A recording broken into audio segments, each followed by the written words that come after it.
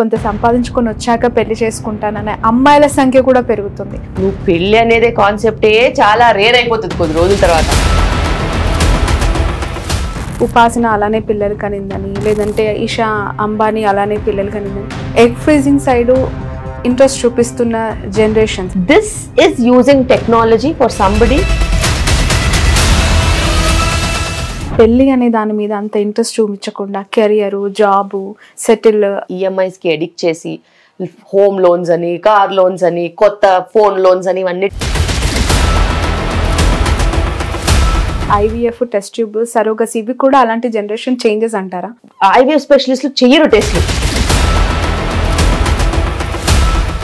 Newly married కపుల్కి doctor Shilpi Reddy ఒక 5 tips ఇవ్వాలి అంటే, మీరు ఫస్ట్ చేయాల్సింది ఏంటంటే ఇంట్లో టీవీ తీసేయాలి. ఈ జనరేషన్ పిల్లలకి సెక్స్ ఎడ్యుకేషన్ ఎంతవరకు ఇంపార్టెంట్? దాంట్లో ఏదో మసాలా ఉంది. ఎవరు మీ ఫేవరెట్ హీరో, హీరోయిన్? బేసిక్ గా I watch a lot of movies. So favourites అంటే ఏం లేదు. ఊరికే మనము దాని ఏమంటారు రివ్యూస్, ఆ రివ్యూ ఈ రివ్యూ చూసి. అబౌట్ శిల్పి రెడ్డి ఫ్యామిలీ అంటే ఏం చెప్తారు ఒకసారి చూస్తున్న ఆడియన్స్ కి? నాకు 12 మెంబర్స్ పిల్లల్ని కలర్ ఉండేది. ఐవీఎఫ్ చేయించుకున్నాను. మీకు కూడా ఫర్టిలిటీ ఇష్యూస్.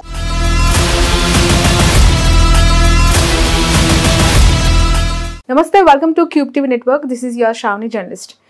గత కొన్ని సంవత్సరాల క్రితం ఎవరైనా ప్రెగ్నెన్సీగా ఉంటే, ప్రెగ్నెంట్ అయిన వాళ్ళు ఉంటే ఖచ్చితంగా నార్మల్ డెలివరీ కావాలని కోరుకునేవాళ్ళు. ఇన్ కేస్ వాళ్ళకి సర్జరీ జరిగితే, అమ్మో సర్జరీ జరిగింది, ఆపరేషన్ చేసి బేబీని తీసారా అని చెప్పి అందరూ మాట్లాడుకొని అదొక వింతగా చూసే పరిస్థితి.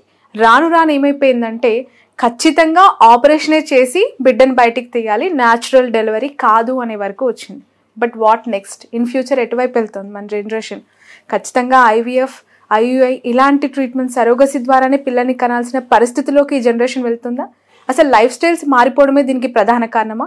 న్యాచురల్ డెలివరీస్కి ట్రై చేస్తూ ఇంకా కొంతమంది డాక్టర్స్ ఉన్నారు, లైక్ శిల్పి రెడ్డి. మనందరికీ తెలుసు, she is the one and only doctor, gynaecologist, చాలా మందికి సుపరిచితమైన డాక్టర్. ఇప్పటికీ కూడా న్యాచురల్ డెలివరీస్ని సపోర్ట్ చేస్తూ తన ట్రీట్మెంట్ ఇస్తూ ఉన్నారు. ఇలాంటి విషయాలపైన తనతో ఈరోజు డిస్కస్ చేద్దాం. ప్రస్తుతం నాతో పాటు ఉన్నారు డాక్టర్ శిల్పి రెడ్డి. మ్యామ్ నమస్తే. నమస్కారం. ఎలా ఉన్నారు మ్యామ్? All good. ఎప్పుడు ఆ ఎనర్జీ, బిజీ. అసలు మార్నింగ్ లేచినప్పటి నుంచి నైట్ వరకు కూడా ఒక్క 1 మినిట్ కూడా మీ టైం వేస్ట్ చేయరనుకుంటా? వేస్ట్ చేయను. అండ్ ఎప్పుడు ఇలాగే నవ్వు మొహంతో అందరికీ మంచిగా కనిపించాలి బేసిక్గా. అదే స్మైల్, అదే energy from morning. I think మీరు ఓపీ 7కి స్టార్ట్ చేస్తారా? 7 o'clock హాస్పిటల్కి వచ్చేస్తాను. లేబర్స్ అండ్ డెలివరీస్ ఉంటాయి, దాని తర్వాత మేజర్ గైనిక్ సర్జరీస్ ఉంటాయి, ఆ తర్వాత మళ్ళీ లేబర్ పేషెంట్స్ని చూసుకుని దాని తర్వాత ఓపీ స్టార్ట్ చేస్తాం. 9, 9:30, 10 కలా ఓపీ స్టార్ట్ చేసేస్తే సాయంత్రం 5 o'clock వరకు ఓపీలో ఉంటాము. మధ్య మధ్యలో డెలివరీస్ అవుతూ ఉంటాయి కాబట్టి వెళ్ళి డెలివరీ పేషెంట్స్ని మళ్ళీ అటెండ్ అయ్యి మళ్ళీ పలకరించి మళ్ళీ డిశ్చార్జెస్ ఉంటాయి, వాళ్ళని చూసుకుని మళ్ళీ లాస్ట్ ఎస్టర్డే అడ్మిషన్స్ అన్ని మళ్ళీ డిశ్చార్జెస్ చూసుకుని నడుస్తూనే ఉంటుంది. But as I said ma'am, గత కొన్ని సంవత్సరాల క్రితం, ఒక 20 ఏళ్ళు 30 ఏళ్ల క్రితం కామన్గా న్యాచురల్ డెలివరీస్కి అందరూ ట్రై చేసేవాళ్ళు. న్యాచురల్ డెలివరీసే కావాలని. మీరు ఇప్పుడు చేస్తున్న డ్యాన్సులు, ఎక్సర్సైజ్లు అన్నీ అప్పట్లో పెద్దవాళ్ళు చేయించేవాళ్ళు. ఆపరేషన్ అయింది, సెక్షన్ అయిందండి, అమ్మో ఆపరేషన్ ద్వారా అయిందా, పెద్ద ఆపరేషన్ అని రెస్ట్, కేరింగ్, అదో ఇంకా నెక్స్ట్ లెవెల్ ఉండేది. బట్ ఇప్పుడు రాను రాను న్యాచురల్ డెలివరీ అయితే oh my God natural delivery అంట, హౌ షీ ఈజ్ లక్కీ అనే వరకు వచ్చేసింది. ఏంటి మ్యామ్, దీన్ని ఎలా చూడాలంటారు?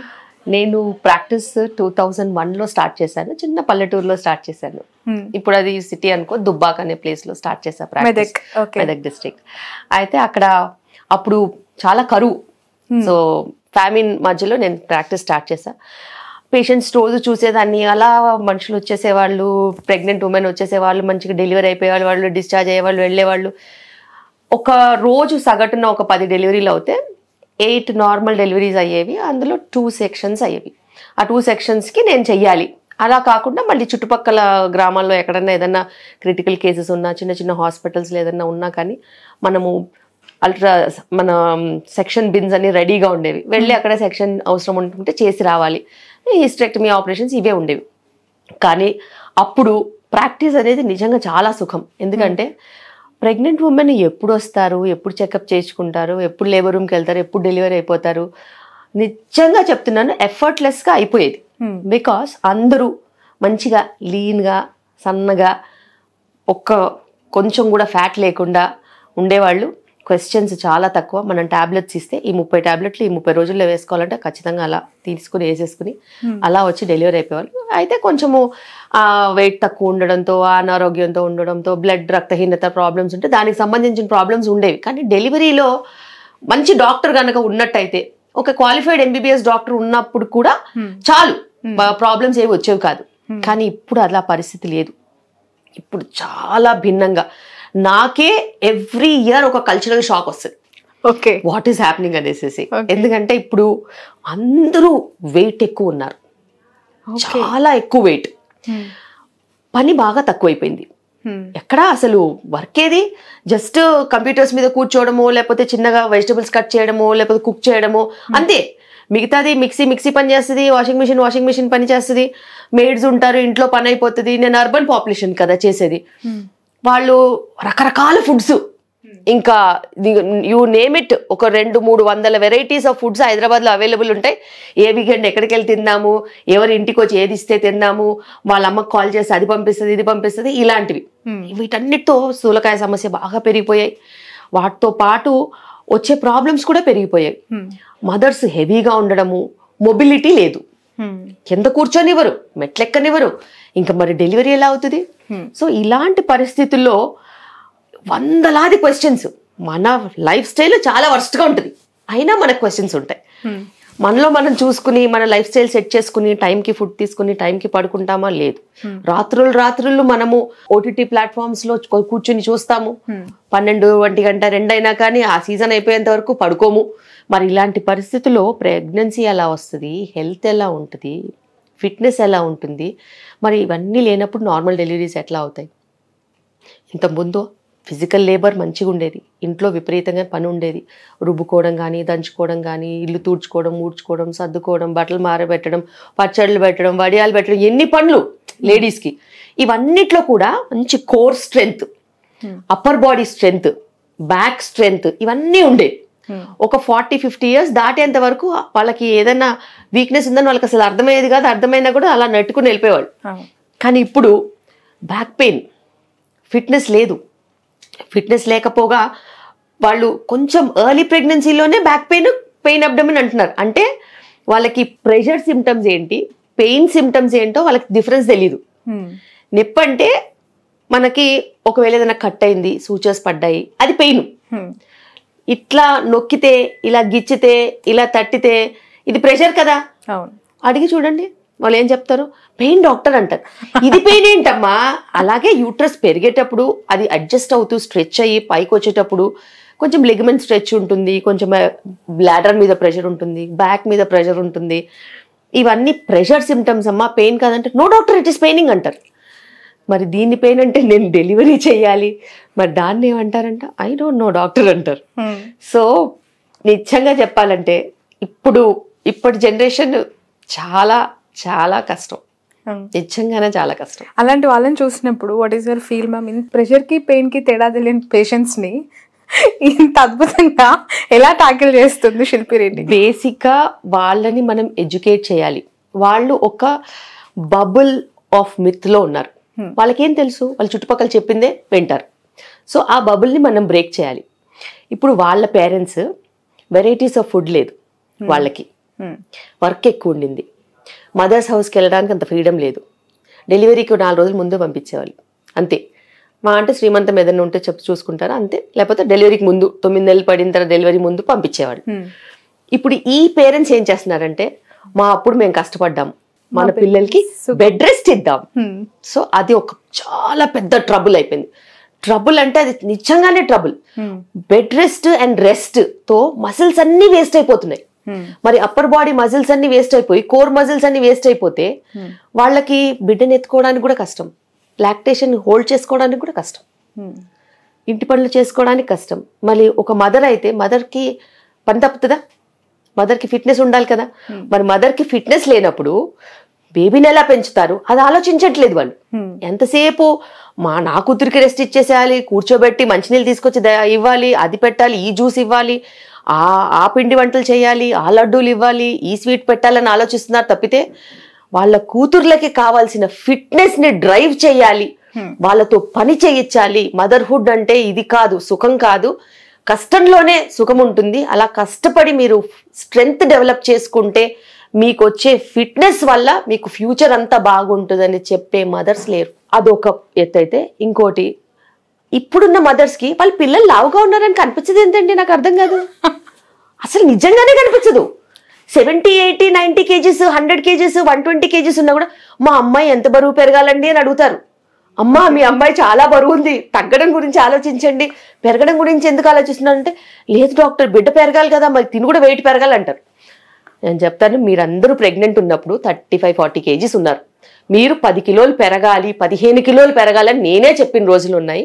కానీ వీళ్ళందరూ 70, 80, 90 కిలోలు ఉన్నారమ్మా.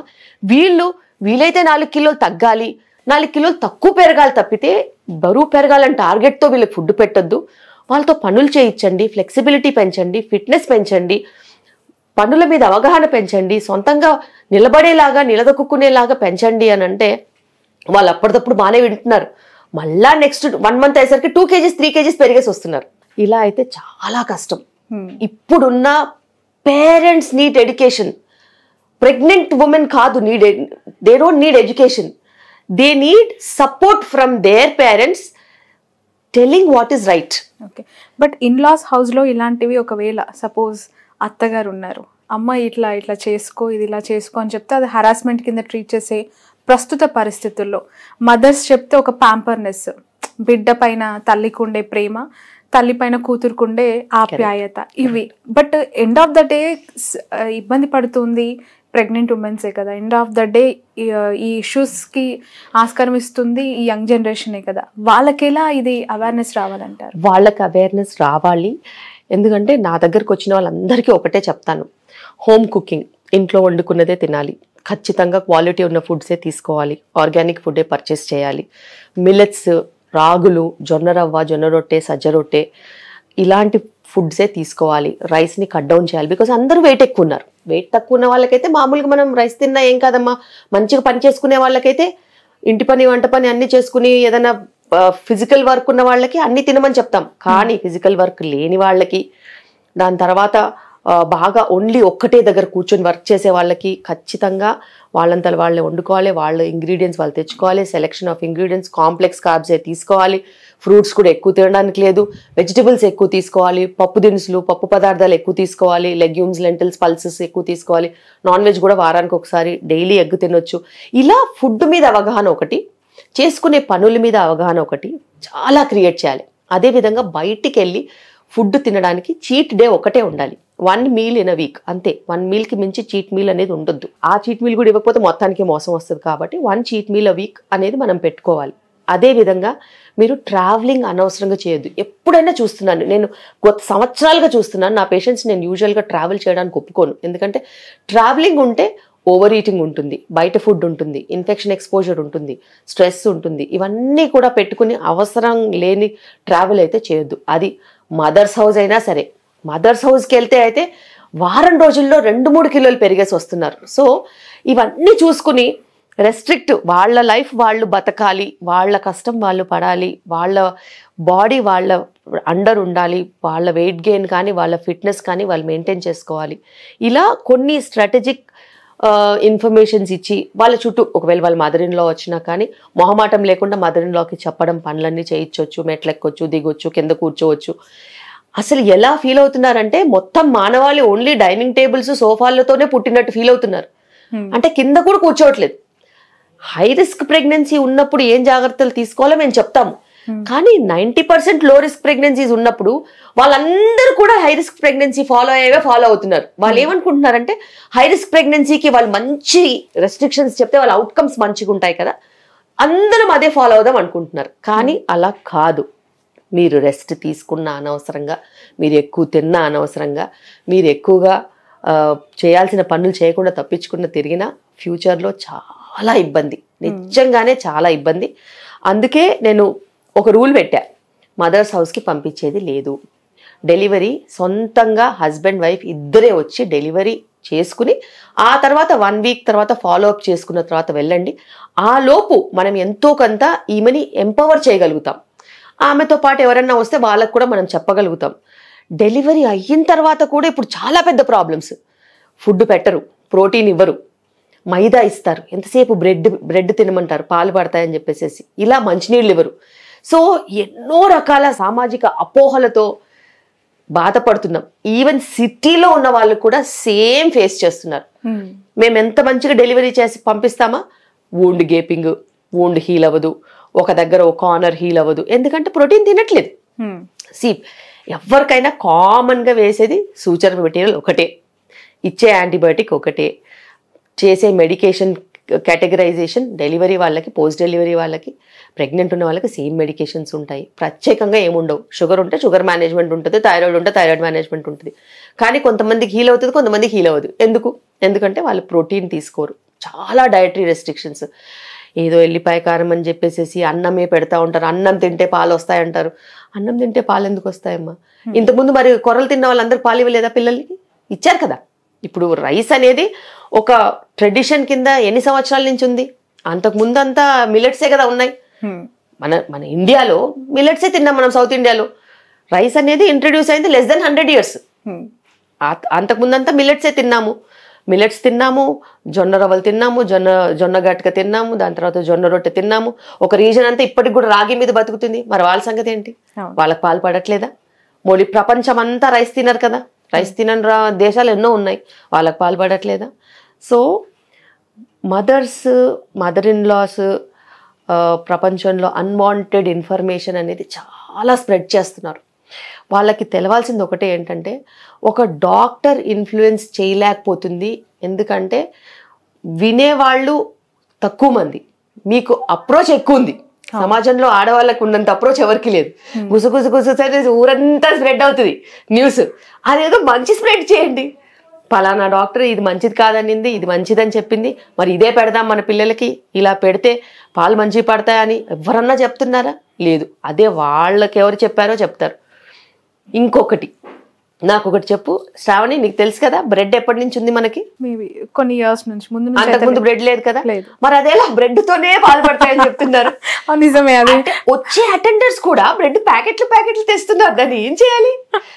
అందులో మైదా ఉంది, అది అస్సలు ఒంటికి మంచిది కాదు, అస్సలు ఆరోగ్యం కాదని ఎంత మొత్తుకున్నా కానీ అసలు అది బ్రెడ్ ఇండస్ట్రీ మామూలు ఇండస్ట్రీగా? అసలు అది పిల్లలకు మంచిది. బ్రెడ్ కంపెనీ వాళ్ళందరూ మీ వీడియోస్ బ్యాన్ చేస్తారేమో. చాలా సెన్సేషనల్ వర్డ్ ఇది. ఎందుకంటే bread really bad. Okay, it's really bad. నువ్వు చూసినట్టు అయితే ఎంతో మంది యూట్యూబర్స్ చెప్పాలని ట్రై చేస్తున్నారు. వాళ్ళు ప్యాకెట్ మీద లేబుల్ కూడా చదవమంటున్నారు. ఆఖరికి వీట్ బ్రెడ్ లో కూడా ఏముంటుందో చదవమంటున్నారు. నువ్వు చదివితే తెలుస్తుంది. అందులో నీకు మైదానే, వీట్ ఫ్లార్ 10% ఉంటుంది, మైదా మిగతా 90% అది ఉంటుంది. దాని తర్వాత మళ్ళీ అందులో పామ్ ఆయిల్ ఇవన్నీ కూడా ఉంటాయి. అవన్నీ ఏ ప్రెగ్నెంట్ ఉమెన్ మంచిది, ఏ డెలివర్డ్ మదర్స్ మంచిది, ఏ పాలిచ్చే తల్లికి మంచిది? అసలు ఎవ్వరికి అది మంచిది కాదు. కానీ ఈ సమాజంలో ఒక అపోహకి ఉన్నంత స్ట్రాంగ్ వైబ్ దేనికి లేదు. మంచికైతే అసలే లేదు. మంచికి నిజంగానే అసలు వైబ్ అనేది లేదు. ఇప్పటికి కూడా ఉమెన్ ఉద్యోగాలు మానేసి ఇంకా వర్క్ ఫ్రమ్ హోమ్ అడుగుతూ ఉంటారు. నన్ను మీకు ఏం రోగం వచ్చిందని? Pregnancy is a physiological condition. అంటే ఒక లైఫ్లో ఒక ప్రెగ్నెన్సీ, ఒక పోస్ట్ డెలివరీ ఫీడింగ్ ఇవ్వడం, మళ్ళీ ప్రెగ్నెన్సీ అవ్వడం, మళ్ళీ ఫీడింగ్ ఇవ్వడం, ఇది చాలా కామన్. ఇది ఒక ఉమెన్కి it's part of life.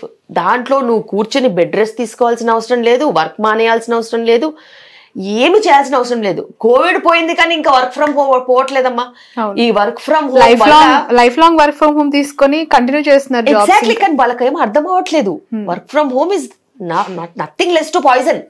Because అదే 4 walls ని చూసి mental health issues, eating disorders, there is no grooming for women.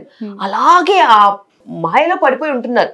They think that they are getting time in the house, but it is not time in the house. It is getting your self completely stuck in దాన్ని ఏమంటారు, ట్రాన్స్ లో బతుకుతారు కదా అలాగా. అందుకే నేను ఇక్కడ నువ్వు చూసుంటావు ఎంట్రన్స్ లో, no work from home, no travel అని పెడతాను. ఎందుకంటే అనవసరంగా ట్రావెల్కి వెళ్ళి ఇలా అవుతున్నారు, అనవసరంగా వర్క్ ఫ్రమ్ హోమ్ చేసి వీళ్ళు ఇంకా ఒబీస్ అవుతున్నారు, ఇంకా సైకలాజికల్ ఇష్యూస్ ఉన్నాయి. ఆఫీస్కి వెళ్తే అదొక జర్నీ. నువ్వు ఆ జర్నీలో ఏమైనా చదువుకో, పోనీ విను, ఏదైనా మంచిది. నువ్వే డ్రైవ్ చేయవు, పబ్లిక్ ట్రాన్స్పోర్ట్సే ఉన్నాయి. ఓకే, ఆఫీస్కి వెళ్తావు, అక్కడ నలుగురిని కలుస్తావు, 4 చోట్ల మొబిలైజేషన్ ఉంటుంది, ఫిట్నెస్ ఉంటుంది, టాస్క్ ఉంటుంది. టాస్క్ నువ్వు అక్కడే కంప్లీట్ చేసుకుంటావు, ఇంటి దాకా తీసుకురావాల్సిన అవసరం ఉండదు. ఇంటికి వచ్చాక నువ్వు చేసుకోవాల్సిన పనులు చేసుకొని రిటైర్ అవుతావు, నీకు ఒక ఫిక్స్డ్ అవర్స్ ఉంటుంది. కానీ వర్క్ ఫ్రమ్ హోమ్ వాళ్ళకి అలా ఉంటుందా? వాళ్ళు పని చేస్తున్నా లేదా కంటిన్యూస్ గా అది నడుస్తూనే ఉంటుంది. ఇట్ హెస్ బికమ్ చాలా మందికి mental health issues, psychological issues చాలా కామన్ గా ఉన్నాయి ఈ వర్క్ ఫ్రమ్ హోమ్ చేసే వాళ్ళకి. వాళ్ళకి అర్థం కావట్లేదు, it is not a boon anymore అని. Okay, right ma'am. ఇప్పుడు మీరు అంటున్నారు లేట్ మ్యారేజెస్ గురించి, అంటే మీన్ చాలా మంది ఒబేస్ వల్ల, వర్క్ ఫ్రమ్ హోమ్ వల్ల కూడా మేబీ ఇష్యూస్ వస్తున్నాయి అని చెప్పి. లేట్ మ్యారేజెస్ ఎంతవరకు కారణం అవ్వచ్చు? ఎందుకంటే మెన్స్ కూడా మంచి జాబ్ వచ్చిన తర్వాత సెటిల్ అయ్యాక చేసుకుంటాము అనే వాళ్ళు ఉంటారు. నాకేం తక్కువ, నేను కూడా ఒక మంచి జాబ్ వచ్చిన తర్వాత, నేను కూడా సెటిల్ అయిన తర్వాత, లేదంటే యూకేకి వెళ్ళి, అమెరికాకి వెళ్ళి కొంత సంపాదించుకొని వచ్చాక పెళ్లి చేసుకుంటాననే అమ్మాయిల సంఖ్య కూడా పెరుగుతుంది. దీనివల్ల ఫ్యూచర్లో వాళ్ళకి ఎలాంటి డిస్టర్బెన్సెస్ ఉంటాయి? ఖచ్చితంగా శ్రావణి, ఇది అనుకున్నంత చిన్న ప్రాబ్లం కాదు. ఒకప్పుడు 25 yearsకి మ్యారేజ్ కాకపోతే అయ్యో అయ్యో అయ్యో అనుకునేవాళ్ళు. ఇప్పుడు 30 years మ్యారేజే అవ్వట్లేదు, అది వేరే విషయం. అండ్ వీరు మ్యారేజ్ అయ్యే టైంకి ఎన్నో కొన్ని సెటిల్మెంట్స్ చూసుకుంటున్నారు. మ్యారేజ్ అయిన తర్వాత కూడా ఒక ఇల్లు, ఒక కారు, ఒక బ్యాంక్ బ్యాలెన్స్, ఇవన్నీ వెతుకుని వెళ్ళేలోపు 33-34 years ఫర్టిలిటీ ఇష్యూస్, 35లో వీళ్ళు IVFకో దేనికో ల్యాండ్ అవుతారు, మిస్క్యారేజెస్. ఇలా నేను రోజు ప్రపంచవ్యాప్తంగా అపాయింట్మెంట్స్ తీసుకుంటాను. వరల్డ్ వైడ్ ఫర్టిలిటీ ఇష్యూ వీళ్ళకి వాళ్ళకి అని కాదు, ఈ కమ్యూనిటీ ఆ కమ్యూనిటీ అని కాదు, ఫర్టిలిటీ అనేది ఒక స్లంప్లో నడుస్తుంది. ఇప్పుడు చాలా ఫర్టిలిటీ ఇష్యూస్ ఉన్నాయి. ఎందుకంటే ద మోర్ యు ఏజ్ పెరిగినా కొద్దీ నీ quality of egg and sperm పడిపోతుంది. క్వాలిటీ పడిపోయినప్పుడు ఫర్టిలిటీ రేట్ డ్రాప్ అవుతుంది. దానికి తోడు ఇప్పుడున్న current problems, PCOD, fibroids, endometriosis, adenomyosis, ఇలా రకరకాల గైనకలాజికల్ ఇష్యూస్, అలాగే మెయిల్లో కౌంట్ తగ్గడం, క్వాలిటీ తగ్గడం, వారికోసీల్స్ ఉండడము, దాని తర్వాత ఇన్ఫెక్షన్స్ ఉండడము, ఇలా వాళ్ళకు సంబంధించిన ప్రాబ్లమ్స్ ఉండడము, వీటన్నిటితో పాటు ఇద్దరికి స్థూలకాయ సమస్యలు, 2 షిఫ్ట్లు వేరుగా వర్క్ చేయడము, అసలు ప్రైవేట్గా అనేదే లేకపోవడము, దానికి తోడు అసలు ఏదైనా కలిసి ఉన్న టైంలో కూడా కూర్చుని టీవీ చూడడం తప్పితే వాళ్ళు మాట్లాడుకునేది లేదు, ఫిజికల్ ఇంటరాక్షన్స్ అయితే అసలు లేవు. సో ఇంత ఇంట్రికెట్గా మారిపోయిన కాంప్లెక్స్ సిచ్యువేషన్లో నువ్వు పెళ్ళి అనేదే కాన్సెప్టే చాలా రేర్ అయిపోతుంది కొద్ది రోజుల తర్వాత. దాని తర్వాత ప్రెగ్నెన్సీసా అంటే, ఓ వీళ్ళు ప్రెగ్నెంట్ అయ్యారా అని అలా మాట్లాడుకునే పరిస్థితి వచ్చేలాగా ఉంది. ఎందుకంటే మన ఫర్టిలిటీ రేటు ఒకప్పుడు 2.2 అట్లా ఉండేది, ఒక స్కేల్ ఉంటుంది అనమాట, 2.2, 2.1 ఉండేది. ఇప్పుడు అది 1.6కి కూడా పడిపోయింది. It's a very alarming number. Okay, అంటే ఒక 10 years down the lane pregnant couples, young children will be very less. Okay. And to an extent that it is so alarming that ఏదో ఒక స్ట్రాటజీ అయితే ఖచ్చితంగా వేయాల్సిన పరిస్థితి అయితే వచ్చింది. ఎందుకంటే ఇఫ్ దిస్ గోస్ ఆన్ చాలా కష్టం.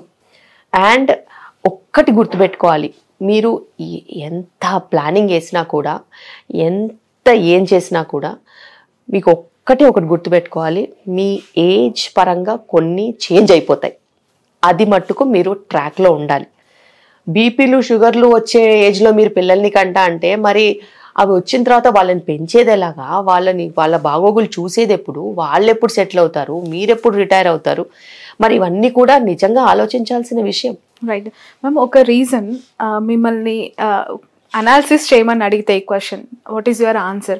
నిజంగానే పెళ్ళి అనే దాని మీద అంత ఇంట్రెస్ట్ చూపించకుండా career, job, settle after marriage అని అనుకునే వాళ్ళు ముందే అలాంటి లైఫ్కి పెళ్ళి కాకుండానే అలాంటి సోషల్ థింగ్స్ అంటే, లేదంటే పబ్ కల్చరు, లేదంటే అవుట్ ఆఫ్ కంట్రీస్లో ఉండి రిలేషన్లోకి వెళ్ళటము, అవన్నీ ముందుగా చూడటం వల్లనే మేబీ పోస్ట్పోన్ చేసుకుంటున్నారా? అది కూడా ఒక కారణం అంటారా? డెఫినెట్ గా శ్రావణి, ఇది నువ్వు అనుకున్నంత చిన్న విషయం కాదు. ఇప్పుడు బేసిక్ గా ఏంటంటే నాకు తెలిసిన దాంట్లో యంగ్ పాపులేషన్కి కొన్ని విషయాలు ఎడిక్ట్ చేశారు. Okay, they have got them addicted to certain cultures, whether it is alcohol, whether it is smoking, whether it is pub culture, whether it is movies, whether it is eating out, or whether it is enjoying for a holiday, or whether it is going for a holiday in a group, spending with friends, ఇట్లా ఎన్నో ఉండొచ్చు. ఇవన్నీ కూడా ఒక addiction లాగా చేశారు. Addiction చేశారు, social norms కింద చేశారు, ఇది పియర్ ప్రెషర్ కింద చేశారు, దాన్ని ఒక స్ట్రాంగ్ ఫోర్స్ కింద క్రియేట్ చేశారు. మరి ఈ ఫోర్స్ అంతా సక్సెస్ అవ్వాలంటే ఏం చేయాలి? పని చేయాలి. మరి పని చేయాలి అని అంటే వాళ్ళు ఏం చేస్తున్నారు? ఇప్పుడు 9 to 5 జాబ్స్ చేస్తానని చాలా మంది ఇంజనీరింగ్ తీసుకున్నారు. ఎవరు 9 to 5 జాబ్స్ చేస్తున్నారు? ఎవ్వరు చేయట్లేదు. ఏ టైంలో పడితే ఆ టైంలో వాళ్ళకి వర్క్ ఇచ్చి వాళ్ళ మొహాన్ని డబ్బులు పడేస్తున్నారు. ఇప్పుడు వాళ్ళు ఎడిక్ట్ అయిన లైఫ్ స్టైల్కి వాళ్ళు కష్టపడి ఏ టైంలో పడితే ఆ టైంలో పనిచేసి ఏది దొరికితే అది తిని ఎలా పడితే అలా తయారయ్యి ఏ సైజుల్లో పడితే ఆ సైజుల్లో అయిపోతున్నారు. దానికి తోడు కంటిన్యూస్గా ఆ ఆరా అనేది వాళ్ళలో మెయింటైన్ అవుతుంది. సో వెస్టర్న్ కంట్రీస్ ఏం చేశాయి? ఇక్కడ ఇండియాలో మంచి మంచి పెద్ద పెద్ద కంపెనీస్ పెట్టేసేసి ఆ కంపెనీస్లో మనకి వాళ్ళందరినీ నింపేసేసి ఆ నింపేసిన వాళ్ళకి పని ఇచ్చేసేసి ఏ టైంలో పడితే వాళ్ళ ఆరోగ్యంతో సంబంధం లేదు. అర్ధరాత్రి, అపరాత్రి, night shift, morning shift, mid time shift, 24 hours పనిచేసే వాళ్ళు కూడా ఉంటారు. ఆఖరికి వీకెండ్ పనిచేసే వాళ్ళు కూడా ఉంటారు. సో వాళ్ళతో పని చేసి వాళ్ళకి చాక్లెట్ లాగా డబ్బులు ఇచ్చి వాళ్ళు చేయరు సుమా. ఇప్పుడు అవుట్ సైడ్ కంట్రీస్ లో చాలా స్ట్రీమ్ లైన్ వాళ్ళు 9 to 5 జాబ్స్ చేసి వెళ్ళిపోతారు. ఒక్క గంట ఎక్కువ పని చేయమంటే లేబర్ లాస్ మాట్లాడతారు. సో ఎక్కడైనా అంతే. ఇప్పుడు some countries they are working for 12 hours, but beyond that they will not work, they will again take rest. ఇక్కడనే వాళ్ళకి ఇలాంటి డబ్బు అనే ఒక వ్యసనాన్ని అలవాటు చేసుకుంటే వాళ్ళు ఎక్స్ట్రా అవర్స్ పనిచేసైనా దానికోసం వర్క్ చేసి మళ్ళీ దాంతో పాటు వాళ్ళని ఈఎంఐస్కి ఎడిక్ట్ చేసి హోమ్ లోన్స్ అని, కార్ లోన్స్ అని, కొత్త ఫోన్ లోన్స్ అని ఇవన్నిటికీ ఎడిక్ట్ చేసేస్తే వాళ్ళు ఒక లూప్ హోల్లో ఉన్నారు. లూప్ హోల్లో ఉండి వీళ్ళు ఏం తినాలి అనేది కూడా బిగ్ కార్పొరేట్సే డిసైడ్ చేస్తాయి. వాళ్ళే ఆ అవుట్లెట్స్ని దింపుతారు. సో వీళ్ళ డబ్బులు ఎక్కడ ఖర్చు పెట్టాలో కూడా అటే పోతాయి, అలాగే ఖర్చు పెట్టిస్తారు. వాళ్ళని ఒక వ్యసనం కింద వాళ్ళని మార్చేశారు. అందులో నుంచి వాళ్ళు బయటికి రాలేరు. బయటికి వస్తే ఏంటిది? ఫ్యామిలీ బాధ్యతలు, దాని తర్వాత ఫ్యామిలీకి వాళ్ళు అలొకేట్ చేయాల్సిన బడ్జెట్ ఇదంతా లేదు కదా. వాళ్ళ బడ్జెట్నే ఖర్చు పెట్టుకునే పరిస్థితిలో ఉన్నారు. ఎంత ఎక్కువ ఇన్కమ్ అంత ఎక్కువ ఎక్స్పెండిచర్లో వాళ్ళు బతికేస్తున్నారు. సో ఇవన్నీ కమిట్మెంట్స్ కదా. సో దే ఫియర్ కమిట్మెంట్స్ని ఫియర్ అయ్యి పారిపోయే వాళ్ళు కొంతమంది ఉంటారు. కొంతమంది అదే ఫ్రెండ్ సర్కిల్లో కంఫర్ట్ జోన్లో వెతుక్కుని నాకు ఇంకా వేరే ఏం అవసరం లేదు అని అనుకునే వాళ్ళు ఉంటారు. కొంతమంది అయితే ఇదంతా ఇండియన్ కల్చర్ కదా. ఇండియన్ కల్చర్ ఏంటి? టైంకి పెళ్లి చేసుకోవాలి, దాని తర్వాత టైంకి పిల్లల్ని కనాలి, దాని తర్వాత రెస్పాన్సిబుల్గా ఉండాలి, ఒక ఇల్లు ఉండాలి, పిల్లలు అందరూ కలిసి ఉండాలి. ఇలాగా వెస్ట్రన్ కల్చర్లో కూడా ఉంది. యుఎస్లో కూడా ఇలాగే చేస్తారు. కానీ అలా చేస్తే ఎవరికి లాభం లేదు కదా. సో వీళ్ళందరినీ అలా మొబిలైజ్ చేసి అటు పెళ్ళికి పనికి రాకుండా అటు పిల్లలకి పనికి రాకుండా చేస్తే వాళ్ళ అటెన్షన్ అంతా పని చేయించుకోవడంలో చేయించుకోవచ్చు. సో నాకు అది అలవాటు అయింది. నాకు అది చూసి పేషెంట్స్ని నాకు అలా అనాలిసిస్ వచ్చేసింది. వీళ్ళు డబ్బులు ఎందుకు సంపాదిస్తారు, ఎవరి కోసం సంపాదిస్తారు, వాళ్ళ కోసం ఏం సంపాదించట్లేదు, మొత్తం వాళ్ళ డబ్బంతా బయట తిరుగుతుంటుంది. ఒకటి ఫుడ్, ఒకటి హాస్పిటల్, ఒకటి జిమ్ లేదా luxurious things. Exactly. Wherever every penny that they earn is already spent before it comes to their hands. Okay. And they're just working. అది. సో ఆ లూప్ లో ఉన్నారు. వాళ్ళకి మనము ఏదైనా హెల్త్ ప్రాబ్లమ్స్ వచ్చి చెప్తే మనం ఏదైనా మంచి చెప్పబోయామనుకో, ఓ doctor it's such a big commitment, I cannot అంటారు. అంటే నువ్వు ఇంకా మరి లైఫ్ లో ఏం చేయాలనుకుంటున్నా అంటే, ఫర్ నౌ ఐఎమ్ గుడ్, ఇప్పటికి నేను బాగానే ఉన్నాను, తర్వాత సంగతి తర్వాత చూద్దామంట. ఆ తర్వాత ఎప్పుడు అని అంటే తెలియదు. ఇంకెవరన్నా బాబాల్ లాంటి వాళ్ళు వచ్చి సెల్ఫ్ రియలైజేషన్ చేసి వాళ్ళంతా వాళ్ళే ఏదైనా రియలైజ్ అయ్యి మారి ఆ లూప్ లో నుంచి బయటికి వెళ్ళి పెళ్లిళ్ళు చేసుకుని సెటిల్ అయిన వాళ్ళు ఉన్నారు. Right ma'am. పెరుగుతూ ఉన్న ఈ లైక్ సెక్షన్ డెలివరీస్ ఒకవైపు, నార్మల్ డెలివరీకి ట్రై చేసే డాక్టర్స్ మీలాంటి వాళ్ళు మరొక వైపు, ఫర్టిలిటీ సెంటర్స్ కూడా పుట్టగొడుగులా పెరుగుతున్నాయి. హైదరాబాద్లో ఏ గల్లీ చూసినా డాక్టర్ శిల్పిరెడ్డి లాంటి డాక్టర్స్ చాలా రేర్. ఎందుకు అంటే న్యాచురల్ ప్రెగ్నెన్సీకి ట్రై చేసి, న్యాచురల్ ప్రెగ్నెన్సీగా నిజంగా అక్కడ అవుతుందా, చేస్తుందా, జస్ట్ అలా చెప్తూ ఉన్నారా, అని చూసే వాళ్ళు, ఆసక్తిగా ఉన్న వాళ్ళు కూడా లేకపోలేదు నవే డేస్. దీన్ని ఎలా చూడాలంటారు? ఒకవైపు fertility, infertility, natural deliveries. So బేసిక్గా natural pregnancy is a concept. ఆ కాన్సెప్ట్లో అటు హస్బెండ్ వైఫ్ ఇద్దరు ట్రావెల్ చేసి, మార్చుకుని, అర్థం చేసుకుని, టైం స్పెండ్ చేసి టుగెదర్ వాళ్ళ అలవాట్లు మార్చుకుని, వాళ్ళ లైఫ్ స్టైల్ మార్చుకుని, వాళ్ళు ఒకే మాట మీద నిలబడి కలిసి ఉంటే ఆబ్వియస్లీ అది వాళ్ళకి చాలా మంచిది. ప్రెగ్నెన్సీ వచ్చేది రాంది సెకండరీ, బట్ పర్సనల్ లైఫ్ చాలా ఇంప్రూవ్ అవుతుంది. బికాస్ వాళ్ళు స్పెండ్ చేసే టైంలోనే చాలా మార్పులు అనేవి జరుగుతూ ఉంటాయి. అది నేను గమనించిన తర్వాత వాళ్ళని ఈ న్యాచురల్ ప్రెగ్నెన్సీ ప్లానింగ్ ప్రోగ్రామ్ ఒకటి పెట్టాం. అందులో వాళ్ళు 21 days ప్రోగ్రామ్. అది బేసిక్గా మీరు ఏమేం చేయాలి, ఎలా చేస్తే న్యాచురల్ ప్రెగ్నెన్సీస్ వస్తాయి అనేది వాళ్ళకి చాలా ఎలాబొరేట్గా చెప్తాం. దాని తర్వాత వచ్చిన వాళ్ళకు కూడా మీరు ఎక్కడెక్కడ మార్చుకోవాలి లైఫ్ స్టైల్, ఎక్కడెక్కడ మంచి ఇవి ఇన్కార్పొరేట్ చేసుకోవాలి, ఎక్కడెక్కడ దూరం చేసేసేయాలనేవి చెప్తాం. So when you change your diet, when you change your stress pattern, when you change your sleep pattern, early to bed early to rice అంటే గ్రోత్ హార్మోన్ మంచిగా రిలీజ్ అవుతుంది, హార్మోన్స్ మంచిగా ఉంటాయి. అండ్ మనం నెసెసరీ వైటమిన్ సప్లిమెంట్ చేస్తే egg quality, sperm quality improve అవుతుంది. వాళ్ళు fitness మీద స్ట్రెస్ చేసుకుని టుగెదర్ చేసుకోవాల్సిన ఎక్సర్సైజెస్ చెప్పాము, కలిసి ఇంటి పనులు చేసుకున్నారు, మేడ్స్ గిడ్స్ తీసేసి జిమ్ములు బంద్ చేసేసేసి ఇంట్లోనే ఏది ఇంటి పని మొత్తం చేసుకున్నారు. వాళ్ళు తీసుకోవాల్సిన వైటమిన్స్, వాళ్ళు తీసుకోవాల్సిన జాగ్రత్తలన్నీ మనం చెప్తే ఖచ్చితంగా 80% న్యాచురల్గా కన్సీవ్ అయిపోతారు. ఏ బిజినెస్ చేయాల్సిన అవసరం లేదు. ఏవి లేక, చెప్పేవాళ్ళు లేక అన్ని ఫర్టిలిటీ ట్రీట్మెంట్స్ నడుస్తున్నాయి. పోనీ అవేమైనా సక్సెస్ అవుతున్నాయా? లేదు. ఫర్టిలిటీ ట్రీట్మెంట్స్ కూడా ఈ మధ్యకాలంలో చాలా ఫెయిల్ అవుతున్నాయి. పర్సనల్గా కూడా నేను చాలా మందికి ఫెయిల్ అయ్యి ఇంకా గతిలేక ఏదో ఒకటో సక్సెస్ అట్లా అవుతుంది. ఎందుకంటే లైఫ్ స్టైల్ మార్చుకోకుండా ఫర్టిలిటీ ట్రీట్మెంట్స్ చేసినా, స్థూలకాయం తగ్గకుండా ఫర్టిలిటీ ట్రీట్మెంట్ చేసినా లాభం ఉండదు. ఓన్లీ ఫైనాన్షియల్ లాస్ తప్పితే, డ్రైన్ అవడం తప్పితే, డిసప్పాయింట్మెంట్ తప్పితే మీకు రిజల్ట్స్ అనేవి ఉండవు. రిజల్ట్స్ ఎప్పుడు ఉంటాయి? ఎగ్ క్వాలిటీ, స్పర్మ్ క్వాలిటీ పెరిగినప్పుడే రిజల్ట్ ఉంటుంది. ఆ రిజల్ట్ కోసం మీరు న్యాచురల్గా ట్రై చేస్తే మీకు సక్సెస్ ఎక్కువ ఉంటుంది. అండ్ మీరు ట్రై చేసిన దానికి ప్రెగ్నెన్సీ కాదు ఇంపార్టెంట్, దాన్ని డెలివరీ దాకా తీసుకెళ్లాలా. మరి ఆ ఆరోగ్యం మెయింటైన్ చేస్తేనే కదా అది డెలివరీ దాకా వెళ్తుంది. షుగర్లు, బీపీలు, ప్రీటర్మ్ డెలివరీస్, కాంప్లికేషన్స్ కాకుండా మీరు ఏ షార్ట్ కట్ వెళ్ళినా కూడా మళ్ళీ ప్రెగ్నెన్సీలో ఏ బీపీఓ, షుగరో, లేకపోతే మిస్క్యారేజెసో, లేకపోతే ప్రీటర్మ్ డెలివరీసో ఏదో ఒకటి తగులుకుంటుంది. మీరు న్యాచురల్గా ప్లాన్ చేసి మీ హెల్త్ని ఇంప్రూవ్ చేసుకుని వచ్చిన ప్రెగ్నెన్సీస్ టర్మ్ దాకా వెళ్తాయి. అండ్ ఇంకా డెలివరీ అంటారా, డెలివరీ కూడా ఇప్పుడు నార్మల్ డెలివరీ అనుకో, కొన్ని గంటలు పెయిన్ ఉంటుంది, పేషెంట్ని ఎంగేజ్ చేయాలి, పేషెంట్ ఫ్యామిలీని ఎంగేజ్ చేయాలి, పేషెంట్కి ఓర్పు, సహనము, ఆ నార్మల్ డెలివరీ అవ్వాలి, అది మంచిది అనే సంకల్పం ఉండాలి, హస్బెండ్ సపోర్టింగ్గా ఉండాలి, పేరెంట్స్ సపోర్టింగ్గా ఉండాలి, ఇన్లా సపోర్టింగ్గా ఉండాలి, ఫ్రెండ్స్ సపోర్టింగ్గా ఉండాలి, ఎవ్వరు బ్రెయిన్ స్పాయిల్ చేయొద్దు. ఇవన్నీ చేసి డెలివరీ టైంలో కూడా కాంప్లికేషన్స్ ఉంటాయి Sravani. Babies are like one magic box.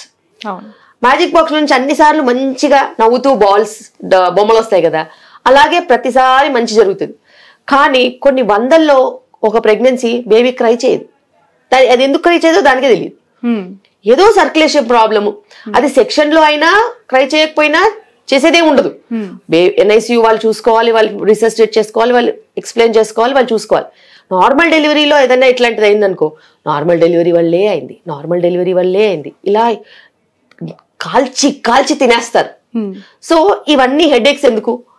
వాళ్ళు అడుగుతారు సెక్షన్, మనం చేసేద్దాం, వాళ్ళు అడుగుతారు సెక్షన్, మనం చేసేద్దాం.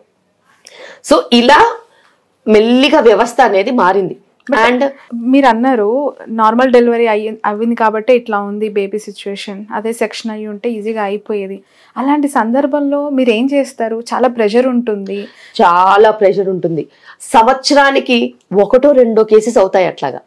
అవుట్ ఆఫ్ మొత్తం మనము కొన్ని వేలల్లో డెలివరీ చేస్తే 2 డెలివరీస్ అట్లా అవుతాయి. కానీ ఆ డెలివరీస్ ఎంత ప్రెషర్ తీసుకొస్తాయో మాకు తెలుసు. ఎందుకంటే దాని రీజన్ కనుక్కోవడానికి చాలా టైం పడుతుంది. ఓకే, ఆ లోపు వాళ్ళ ఓపిక లేక వాళ్ళు చేసే అరాచకం మామూలుగా ఉండదు. కానీ అవన్నిటి మీద మనము నిలబడాలి. ఎందుకంటే అనాదిగా జరిగే నార్మల్ డెలివరీస్ అంతరించిపోవద్దు.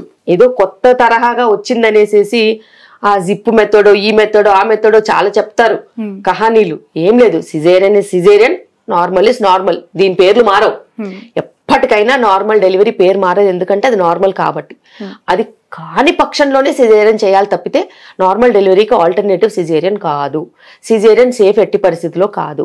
మదర్కి కూడా బ్లడ్ లాస్ ఉండొచ్చు, బేబీ కూడా క్రై రాకపోతుండొచ్చు, బేబీ కూడా రెస్పిరేటరీ అరెస్ట్ రావచ్చు, బేబీ కూడా సడన్ గా డెలివరీ చేస్తాం కాబట్టి కాంప్లికేషన్స్ ఎక్కువ ఉంటాయి.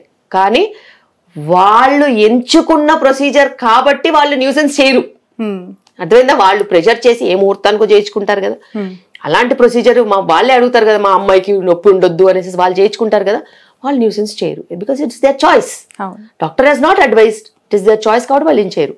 కానీ డాక్టర్ చాయిస్ కింద వాళ్ళు ఎంచుకున్నా కూడా ఏదైనా చిన్న యాక్సిడెంట్స్ లాంటివి జరిగితే అస్సలు చాలా చాలా చాలా బ్యాడ్గా ఉంటుంది. బట్ మీరు న్యాచురల్ డెలివరీ ట్రై చేస్తున్నారు మ్యామ్. సపోజ్ చాలా మంది పేషెంట్స్, మా అమ్మాయి అంత నొప్పులు పడలేదండి, మా వైఫ్కి అంత పెయిన్ బేరింగ్ వద్దు, అవసరం లేదు, సెక్షన్ చేసేసేయండి అని చాలా మంది మీకు చెప్పుంటారు ఆబ్వియస్లీ. బట్ ఈ టైంకే చెయ్యండి ఖచ్చితంగా, ఈ ముహూర్తంకే కావాలి అని అన్నప్పుడు వాట్ ఈస్ యువర్ రియాక్షన్? అలా వచ్చిన పేషెంట్స్ని ఎలా ట్రీట్ చేస్తారు? వాళ్ళ టైంకే చేసేస్తారా మీరు? బేసిక్గా నా వరకు వచ్చే పేషెంట్స్ అందరూ నార్మల్ డెలివరీ కావాలని వచ్చేవాళ్ళే. డే టు టైం పెట్టే బ్యాచ్ కి వేరే డాక్టర్స్ చాలా మంది ఉన్నారు. సో బేసిక్ గా అలాంటి వాళ్ళు నా దగ్గరికి రారు. వచ్చినా కూడా ఇప్పుడు డెలివరీస్ అవుతున్నాయి. డెలివరీస్ అవుతున్నప్పుడు బహుశా ఫర్ ఎగ్జాంపుల్ ఎల్లుండి అమావాస్య ఉంది, మాకు వద్దమ్మా ఇప్పుడు ఏమన్నా డెలివరీ అవుతుందా ఒకసారి చెక్ చేయండి, ఎల్లుండి మళ్ళీ పిల్లకి నొప్పులు వస్తే మాకు వద్దు అమావాస్య రోజు. ఎవరో వాళ్ళ బ్రెయిన్ స్పాయిల్ చేసే వాళ్ళు కూడా ఉంటారు కదా. మనం ఒకవేళ ఇంటర్నల్ ఎగ్జామినేషన్ చేసి డెలివరీ అయ్యేలాగా అనిపిస్తే ముందు రోజే చేసేస్తాం, అది మా చేతిలో పని. డెలివరీ అయ్యేలా లేకపోతే మీరు ఏం కంగారు పడద్దు, ఆ రోజు ఏం డెలివరీ అవ్వదు, నొప్పులు వచ్చినప్పుడు చూసుకుందాంటే వెళ్ళండి అని చెప్తాం. అలా చిన్న చిన్నవి మాకు కూడా తగులుతాయి, కానీ మనం మార్చుకుంటాం, చేర్చుకుంటాం. అండ్ ఎవరికైతే మంచి ఫైండింగ్స్ ఉంటాయి, మనం చెప్పిన లైఫ్ స్టైల్ ఫ్యాక్టర్స్ అన్ని ఫాలో చేసి, యోగా చేసి, ఎక్సర్సైజ్ చేసి, మంచి వైటమిన్స్ తీసుకుని 38-39 వీక్స్కి వెళ్ళిపోయిన వాళ్ళు, బేబీ వెయిట్ మంచిగా ఉంది, హెడ్ లోపట ఉంది, అంతా బాగుందంటే వాళ్ళకి నిజంగానే మనం ఎప్పుడంటే అప్పుడు నిజంగా డెలివర్ చేయొచ్చు. వాళ్ళు ఒక డే అడిగినా కూడా తప్పులేదు, ఇట్స్ ఓకే. వాళ్ళు ఇన్ని చేసినప్పుడు, వాళ్ళకి అంత మంచి ఫిట్నెస్ ఉన్నప్పుడు మనం వాళ్ళు అడిగిన డే రోజు చేస్తే తప్పులేదు. మరీ టైంలో చేయలేమో కానీ మార్నింగ్లో చేసేస్తే చాలని చెప్పారనుకో, ముందు రోజు అడ్మిట్ చేసుకొని మేము చేసుకుంటాం. ఇది నేను నేర్చుకున్న ఆబ్స్టెట్రిక్స్. బికాస్ వాళ్ళు నార్మల్ డెలివరీ చేయించుకోవాలనుకున్నప్పుడు నాకు కుదిరితే నేను చేస్తాను, కుదరకపోతే కుదరదని చెప్పేస్తాను. ఇది కుదరదమ్మా, ఇది ఇలా అయ్యేది కాదు, ఇంకా టైం ఉంది, తర్వాత చేద్దాం, మీరు ఇంకో రోజు తర్వాత చూసుకున్నాండి అని చెప్పి పంపిస్తాను. సో మూర్ఖులను కూడా డీల్ చేసే నిజంగా కెపాసిటీ ఉండాలి. వాళ్ళు వింటారు. వాళ్ళకి మనం చెప్పామనుకో ఇది కరెక్టే కాదు, ఇది ఇలా చెయ్యొద్దు, మీరు ఇలాగే చెయ్యాలి, అలాగే చేయాలంటే వాళ్ళు వినరు. ప్రపంచాన్ని మనం మార్చలేము. సో వాళ్ళకు కూడా చెప్పాలి, మీరు పలానా అనుకుంటున్నారు కదా, ఇది కొంచెం కష్టంగా ఉంది, ఇప్పుడు ఒక 4 రోజుల తర్వాత చూడండి, ఒకసారి మాట్లాడండి, కనుక్కోండి, మన డెలివరీ కదా, పిల్లని ఎందుకు రిస్క్లో పెట్టడం, బేబీని ఎందుకు రిస్క్లో పెట్టడం అని అంటే వాళ్ళకి సరిగ్గా చెప్తే వింటారు. ఆర్గ్యూ చేయొద్దు, అడుక్కోవాలన్నట్టు అలాగా. సో న్యాచురల్ డెలివరీ చేస్తారు, సడన్ గా మీరు అనుకున్న టైంకి ముందు రోజు కాకుండా నెక్స్ట్ డే పెయిన్స్, ఆ ముహూర్తానికి అమావాస్య వచ్చింది అనుకోండి, ఏమైనా రిస్క్ ఉంటుందమ్మా? అమావాస్య రోజు అయ్యింది ఏంటి అని పేషెంట్స్ నుంచి ఈ కాలంలో కూడా ఇంకా అట్లాంటి? ఎస్ ఉంటాయి, కానీ లక్కీలీ ఏంటంటే అమ్మాయి పుట్టడము అలాంటివి జరుగుతూ ఉంటాయి. సో మాకు అంతగా ఏముండదు. అండ్ ప్రపంచంలో బిజినెస్ చేసే వాళ్ళు చాలా మంది ఉన్నారు. సో అలా పుట్టినా కూడా కొన్ని యాగాలు, హోమాలు, వ్రతాలు, సో ఇట్లాంటివి ఏవో ఉంటాయి టెక్నికల్. ఇంకా ఉందా డిస్క్రిమినేషన్? అమావాస్య రోజు ఆడపిల్ల పుడితే సోషల్ కాన్సెప్ట్స్ అనేవి చాలా డీప్ గా ఉంటాయి శ్రావణి, చాలా డీప్ గా ఉంటాయి. వాటిని మనం మార్చలేము, నిజంగా చెప్తున్నాను, వాటిని మనం మార్చలేము. కానీ ఉన్న దాంట్లో ఇప్పుడు ఏంటంటే ఏ టైంకి ఎవరు పుట్టినా కూడా కొన్ని పూజలు చేసుకుంటే అయిపోతుంది కదా అని మనం ఒకవేళ వాళ్ళకి చెప్పామనుకో, వాళ్ళైనా కానీ పర్లేదులే చూసుకుందాం, తర్వాత చూసుకుందాం అంటారు.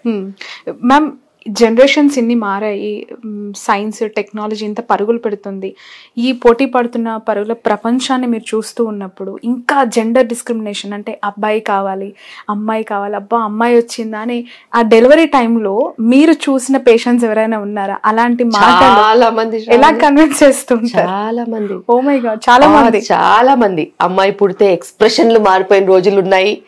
అబ్బాయిలు పుడితే పరుగులు పెట్టిన రోజులు ఉన్నాయి. అలాగే 3 అబ్బాయిలు ఉండి అమ్మాయి పుడితే సంతోషించిన రోజు కూడా ఉంది. సో నేను ఆబ్స్టిట్యూషన్ కాబట్టి నేను అన్ని రకాల ఎక్స్ప్రెషన్స్ చూశాను. అండ్ ఒక ఫ్యామిలీ ఇలా ఉండాలి అని అనుకోవడంలో అసలు తప్పు లేదు. అయితే దానికోసం క్రిమినల్ మెథడ్స్ కి వెళ్ళడం తప్పు. కావాలి అని అనుకుంటే జెన్యున్ గా చేసే కంట్రీస్ ఉన్నాయి, జెన్యున్ గా నడిపించే దాన్ని ఏమంటారు లాస్ ఉన్నాయి. బట్ మన కంట్రీకి వచ్చేసరికి PCPNDT చాలా strict to an extent that scan room లో మనుషులు ఎవరు ఉండొద్దు, చాలా ప్రైవసీ ఉండాలి, అసలు సెక్స్ డిటర్మినేషన్ చెయ్యొద్దు, దాని తర్వాత అసలు ఇవి చాలా చాలా లాస్. అండ్ అదే దాని మీద బిజినెస్ చేసే వాళ్ళు కూడా చాలా మంది ఉంటారు, మోసం చేసే వాళ్ళు కూడా ఉంటారు. కానీ నేను అందరికీ చెప్తాను, ఇండియాలో ఎటువంటి పరిస్థితిలో కూడా సెక్స్ డిటర్మినేషన్ అనేది కుదరని పని. Because PCPNDT is very strict and మన male to female ratio is just dropping. Females తగ్గిపోతున్నారు, మేల్స్ పెరుగుతున్నారు. కాబట్టి government is very strict. But people are there, people are mad. Whatever child they want it. They go to different countries, they get treatments done where it is legal, and they come back. You should appreciate that they have not gone for abortions illegally. That's more than enough. So basic ga illegal abortions ni manam aapali, manamu atu side vellanivvaddu. And I have seen people who are happy with 2 whatever gender kids that they have, and it's all about their choices. Eventually ఇప్పుడు education పెరుగుతుంది కాబట్టి expressions parents లో ఉండట్లేదు, వాళ్ళ parents లోనే ఉంటుంది. So they are happy with whatever kid that they have. ఎందుకంటే ముందే బ్రెయిన్ లో చేస్తూ ఉంటారు, ఈసారి అబ్బాయి అయితే నెక్స్ట్ టైం అమ్మాయి అవుతుంది, ఈసారి ఖచ్చితంగా అమ్మాయి వస్తుంది అంటారా? ఇట్లాంటి క్వశ్చన్స్ అన్ని ఇంట్లో ముందు నుంచే డిస్కషన్ లోకి వస్తూ ఉంటాయి. సో ఇప్పుడున్న పేరెంట్స్ అయ్యే వాళ్ళైతే వాళ్ళ అంత ఎక్స్ప్రెషన్స్ ఏముండవు. They are happy with whatever kids they have because they are all precious. ఎంతో కొంత ఫర్టిలిటీ ట్రీట్మెంట్స్ తోనో ప్రీషియస్ గా వచ్చిన బేబీస్ కాబట్టి they are very happy with whatever they are getting it.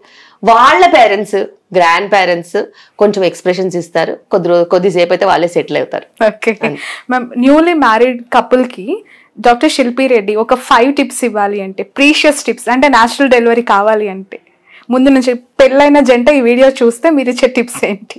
Basic గా పెళ్ళైన జంట నా వీడియో చూస్తే మీరు ఫస్ట్ చేయాల్సింది ఏంటంటే ఇంట్లో టీవీ తీసేయాలి. That's very important. అండ్ ఇద్దరు కలిసి వెళ్ళి కూరగాయలు కొనుక్కొచ్చుకోవడమో, లేకపోతే ఏదైనా నిత్యావసర వస్తువులు వెళ్ళి కలిసి కొనుక్కొని రావడము, ఆ వెళ్ళే దారిలో మాట్లాడుకుంటూ వెళ్ళడం, మాట్లాడుకుంటూ రావడం. ఈ మధ్య ఎవరికి గుడి గోపురాలకు వెళ్ళట్లేదు. You have to explore your traditional places, go together. మంచి వైబ్స్ ఉంటాయి అక్కడ, మంచి పాజిటివ్ ఎనర్జీ ఉంటుంది. Whether it is a church or whether it is a temple, whether it is a mosque, anywhere, dargah, anything, any place, gurudwara, all these places are consecrated with lot of energies which are absolutely necessary for newly wedded people to have that energized environment. And early ga మీరు నేనైతే late గా work చేసే కేటగిరీలో ఎవరిని వెళ్ళొద్దనే చెప్తాను. They have to have their office times, that to together they should have the same time. ఒకరు morning shift, ఒకరు afternoon shift, ఒకరు నైట్ షిఫ్ట్, ఒకరు మార్నింగ్ షిఫ్ట్ అంటే చాలా కష్టం. This is just not practical. ఒక 4 రూపాయలు తక్కువ సంపాదించిన నష్టం లేదు, ప్రపంచంతో పరిగెత్తాల్సిన అవసరమే లేదు. ఉన్నంతలో హ్యాపీగా ఉండండి, కలిసి ఉండండి, టైం కలిసి స్పెండ్ చేయండి. ఇద్దరూ వర్క్ చేయండి మార్నింగ్ నుంచి ఈవినింగ్ వరకు, ఈవినింగ్ నుంచి నైట్ వరకు టైం స్పెండ్ చేయండి. ఎర్లీగా పడుకోండి, ఎర్లీ మార్నింగ్ లేవండి, కలిసి ఎక్సర్సైజ్ చేయండి. ఇలా ప్రతి క్షణము మీరు మీతో పాటు మీ ఫ్రెండ్స్ ఎవరన్నా ఉన్నా కూడా కలిసి టైం స్పెండ్ చేయండి. అట్లా సోషల్ లైఫ్ని వదలొద్దు, పర్సనల్ లైఫ్ని వదలొద్దు. ట్రావెల్ టుగెదర్, ఎక్స్ప్లోర్ చేయండి. And make sure that your time spent is very very precious and very very memorable. కొత్తగా మీరు ట్రై చేయొచ్చు, కొత్త విషయాలు మాట్లాడుకోవచ్చు. అండ్ చాలా ఇంపార్టెంట్ ఏంటంటే ప్రెగ్నెన్సీ అనే ఒక డెసిషన్ని డిలే చేయొద్దు, అబార్షన్స్ అస్సలు చేయించుకోవద్దు at any given point in time. ఎందుకంటే అబార్షన్ అయిన వాళ్ళకి మళ్ళీ ప్రెగ్నెన్సీ వచ్చే ఛాన్స్ అప్పుడప్పుడు ఉండదు. మనకి ఎవరికి కలిసి రాదో మనకు తెలియదు. అబార్షన్స్ చేయించుకోవద్దు. సేఫ్ ఎంకరేజ్ చేస్తాము, కాంట్రసెప్షన్ యూజ్ చేయండి ఒకవేళ ప్రెగ్నెన్సీస్ వద్దనుకుంటే. ఎర్లీగా ప్రెగ్నెన్సీస్ ప్లాన్ చేసుకోండి. టుగెదర్ పేరెంటింగ్ చేయండి, టుగెదర్ చెకప్స్కి వెళ్ళండి, టుగెదర్ చిల్డ్రన్ని రేస్ చేయండి, మంచి వాల్యూస్ ఇవ్వండి, వాళ్ళకి మంచి ఎడ్యుకేషన్తో పాటు ఒక ఫ్యామిలీ ఎన్వైరన్మెంట్ ఇవ్వాలి. Okay, right. Coming to some other topic ma'am, ఈ జనరేషన్ పిల్లలకి సెక్స్ ఎడ్యుకేషన్ ఎంతవరకు ఇంపార్టెంట్, అసలు అవసరం అంటారా మీ మాటలు? డెఫినెట్గా, బికాస్ పిల్లలు ఒక వల్నరబుల్ గ్రూప్గా ఉంటారు. వాళ్ళకి ఏదో తెలుసుకోవాలన్న ఆతృత ఉంటుంది. అదే ఎన్కాష్ చేసి unwanted videos, unwanted information, unwanted material అంతా వాళ్ళు ఎక్స్ప్లోర్ చేస్తూ ఉంటారు. అదే మనం వాళ్ళకి స్కూల్లోనే పద్ధతిగా వాల్యూ యాడెడ్ ఇన్ఫర్మేషన్ కింద ఎడ్యుకేషన్ గనక మనం ఇచ్చినట్టు అవుతే, వాళ్ళ సెక్సువాలిటీని వాళ్ళు గుర్తించగలిగినట్టుంటే అన్వాంటెడ్ ఎక్స్ప్లోరేషన్ ఉండదు. అదేవిధంగా ఎప్పుడైనా కానీ మన సిస్టంలో when we are living with our parents, when there are a lot of people in the house, when there's a lot of social interaction, ఆ ఇంక్విజిటివ్నెస్ ఉండదు. ఎప్పుడైనా ఎంప్టీనెస్ ఉంటుంది కదా, ఖాళీగా టైం దొరుకుతుంది, ఎంప్టీనెస్ ఉంటే వాళ్ళు ఎక్కువగా వల్నరబుల్ ఉంటారు to explore information, for entertainment, for knowing things, ఇవన్నీ. సో మన దగ్గర వాళ్ళని ఎంగేజ్ చేసే కెపాసిటీ ఉంటే, వాళ్ళతో మాట్లాడి కమ్యూనికేట్ చేసి everything I'm the source of information, I will help you with what ever you want అని కనుక మనం కాన్ఫిడెంట్గా చెప్పినట్టు అవుతే, వాళ్ళు ఎప్పుడు తప్పుదారి పట్టరు. వాళ్ళు తప్పుదారి ఎప్పుడు పడతారంటే, దాంట్లో ఏదో మసాలా ఉంది, దాంట్లో వెళ్ళి ఏదైనా చూడాలని, ఇది ఇంతే, ఇది ఇలాగే ఉంటుంది, ఇది బాడీ, ఇది దీని బయాలజికల్ రిక్వైర్మెంట్స్, ఇవి, నథింగ్ మోర్ దాన్ దాట్ అని అంటే వాళ్ళకి ఆ అనవసరమైన అన్వాంటెడ్ ఫీడింగ్ ఉండదు. బట్ ఇంట్లో పేరెంట్స్ కంబైన్ జాయింట్ ఫ్యామిలీ అనుకోండి, పెద్దవాళ్ళు ఉంటారు, చిన్నపిల్లలు ఉంటారు, ఇలాంటివి ఏమైనా డిస్కషన్కి వచ్చి ఒకవేళ మీరు అన్నట్టుగానే సిలబస్లో పెడితే మంచిది అని అనుకున్న పరిస్థితిని ఊహిస్తే, ఈ మన ఇండియన్ కల్చర్లో యాక్సెప్టెన్సీ ఉంటుందా? పిల్లలతో పేరెంట్స్, పెద్దవాళ్ళు అలాంటి డిస్కషన్ చేయడానికే చాలా అది ఒక జుబుక్సాకరమైన టాపిక్ కదా, మనకెందుకులే అనే వరకు. బేసిక్గా ఇప్పుడున్న పరిస్థితిలో మన సొసైటీ, మన కల్చర్ ఎంత స్ట్రాంగ్గా ఉన్నా కూడాను ఈ వెస్టర్నైజేషన్ వచ్చేసరికి మన వీడియోస్ అయితేనేమి, టీవీ అయితేనేమి, ఏదైతేనేమి మనకి వాస్ట్ కాంటెంట్ ఉంది. ఇంత కాంటెంట్లో గ్రాండ్ పేరెంట్స్ అప్డేట్ అయిపోయారు, పేరెంట్స్ అప్డేట్ అయిపోయారు, అందరూ అప్డేట్ అయిపోయారు. వాళ్ళకు ఒక క్యాజువల్ యాటిట్యూడ్ వచ్చింది. అండ్ ఒకప్పుడు గ్రాండ్ ఫాదర్ వస్తూ ఉంటే పక్క రూమ్లోకి వెళ్ళిపోయేవాళ్ళు, ఫాదర్ వస్తూ ఉంటే చాలా మర్యాద ఉండదు. ఇప్పుడు హే డాడ్ అంటున్నారు. సో అలాగా కల్చర్ మారిపోయింది and they're okay with it. లేకపోతే ఇంతకుముందు మా డాడీ స్కూటర్ అక్కడెక్కడో వస్తుంటే అందరు పిల్లలు సర్దేసుకునేవాళ్ళు. సో ఆ భయాలు ఇప్పుడు లేవు. ఇప్పుడు ఫేస్ టు ఫేస్ మాట్లాడతారు. హౌ వాజ్ యువర్ డే అన్నట్టు, వాట్ డిడ్ యూ డూ అన్నట్టు. ఇలా పరిచయాలు పెరుగుతున్నా కొద్దీ, మార్పులు వస్తున్నా కొద్దీ freedom to talk about multiple things has increased. And to educate in the current generation the right topic, అది మట్టుకు మర్చిపోవద్దు. And schools are doing a great job. And after schools, parents have to be their comfort zone and they have to tell them that there is nothing wrong. You have to just talk about it. Ante. Okay. Ma'am, కొన్ని social మీడియాలో viewers అడిగే questions నేను మిమ్మల్ని ఇక్కడ ఒక 2-3 అడగాలనుకుంటున్నాను. Day టైంలో కంటే night టైమ్స్లో లైఫ్కి ఒకవేళ అలవాటు పడితే రిజల్ట్ పాజిటివ్గా ఎక్కువగా ఉంటుంది అనేది అపోహన, నిజమా? అది అపోహ ఎప్పుడు కాదు. బికాస్ నైట్స్ అనేవి you will have a long relaxation time కదా. ఇప్పుడు if there is a sexual activity end of the day same 9-10 o'clock, after that you sleep off, your body is relaxed, your hormones are getting produced, whatever the sperm has to do, it will have some time. And whatever comfort that you have when you're relaxed, your body tends to give way to various things in a sensible manner. అలాగని morning life ఉంటే ఉండదని కాదు, but ప్రాక్టికల్గా it is much more beneficial and convenient for your relaxation. నువ్వు morning say mid afternoon if you have intercourse and you just go do some work and go around, and if you have to travel, if you have to do some other works and you're stressed out and you're not sleeping well, all this is not good lifestyle. Right. Ma'am, okay blood group ఉన్న wife and హస్బెండ్కి ఒకవేళ పిల్లలు పుడితే చాలా health issues ఉంటాయి అని అంటూ ఉంటారు. No, it is a myth. Blood groups in fact same ఉంటే ఏ బ్లడ్ ఇష్యూస్ ఉండవు. ఒకవేళ మదర్ కి బేబీకి డిఫరెంట్ బ్లడ్ గ్రూప్స్ ఉంటే ఏబిఓ ఇన్కంపాటబిలిటీ కింద జాండిస్ వచ్చే ఛాన్స్ ఇంకెక్కువ ఉంటుంది తప్పితే సేమ్ బ్లడ్ గ్రూప్ ఉంటే అలాంటి ఛాన్సెస్ ఏమి ఉండవు. ఓకే, ఫీమేల్స్ ఎక్కువగా యంగ్స్టర్స్ వెరీ యంగ్ ఏజ్లో పెళ్లి చేసుకోవటం వల్ల, తల్లి అవ్వటం వల్ల ఫ్యూచర్లో మెంటల్గా వాళ్ళకి ఫిజికల్గా చాలా హెల్త్ ఇష్యూస్ కాంప్లికేషన్స్ ఉంటాయి అంటుంటారు. అది ట్రూ కాదు.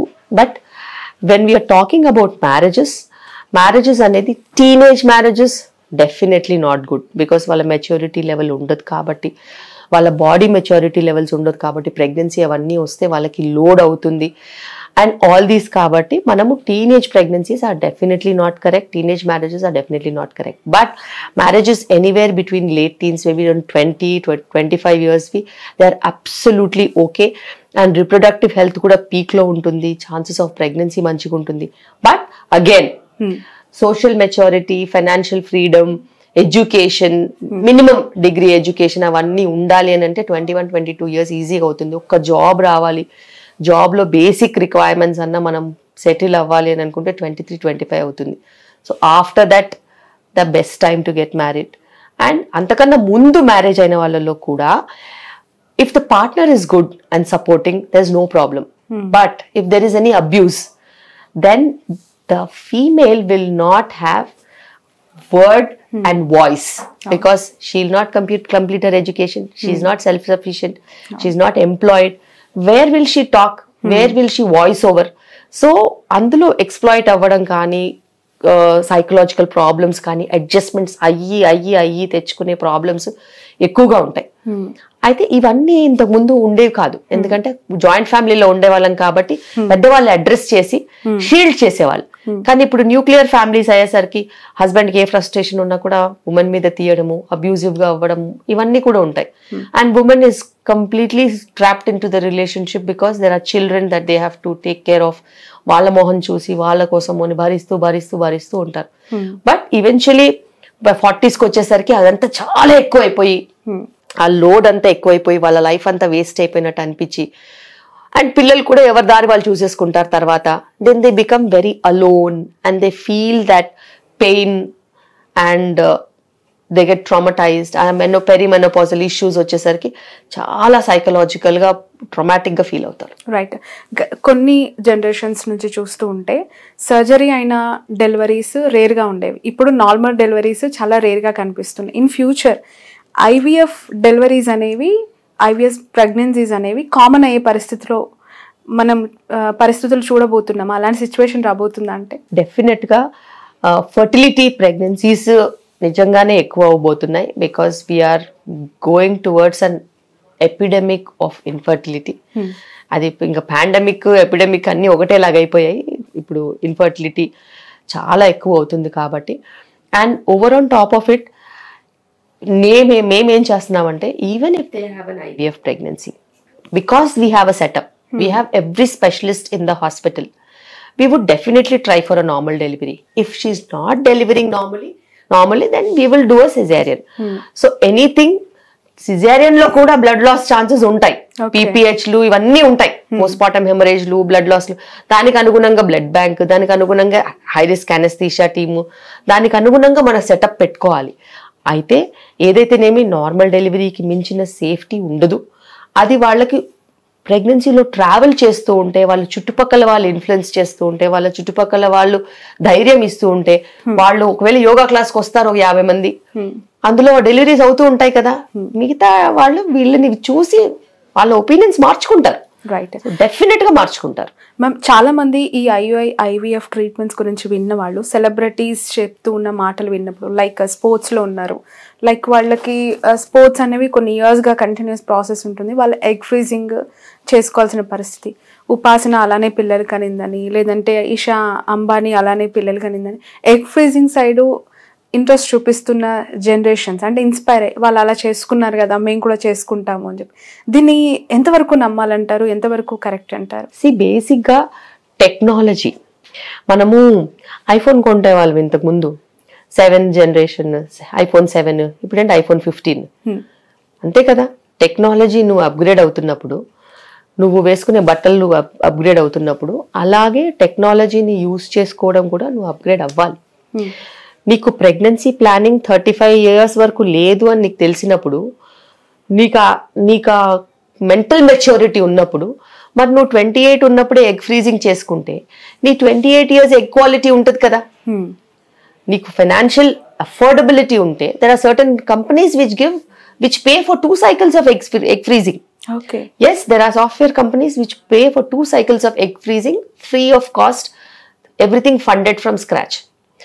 అలా ఉన్నప్పుడు నువ్వు ఆ మెంటల్ మెచ్యూరిటీతో నువ్వు ఎగ్ ఫ్రీజింగ్ చేసుకోకపోతే 35 yearsకి వెళ్ళి నువ్వు అక్కడ ఎగ్స్ తగ్గిపోయి క్వాలిటీ తగ్గిపోయి నువ్వు సఫర్ అవుతావు కదా.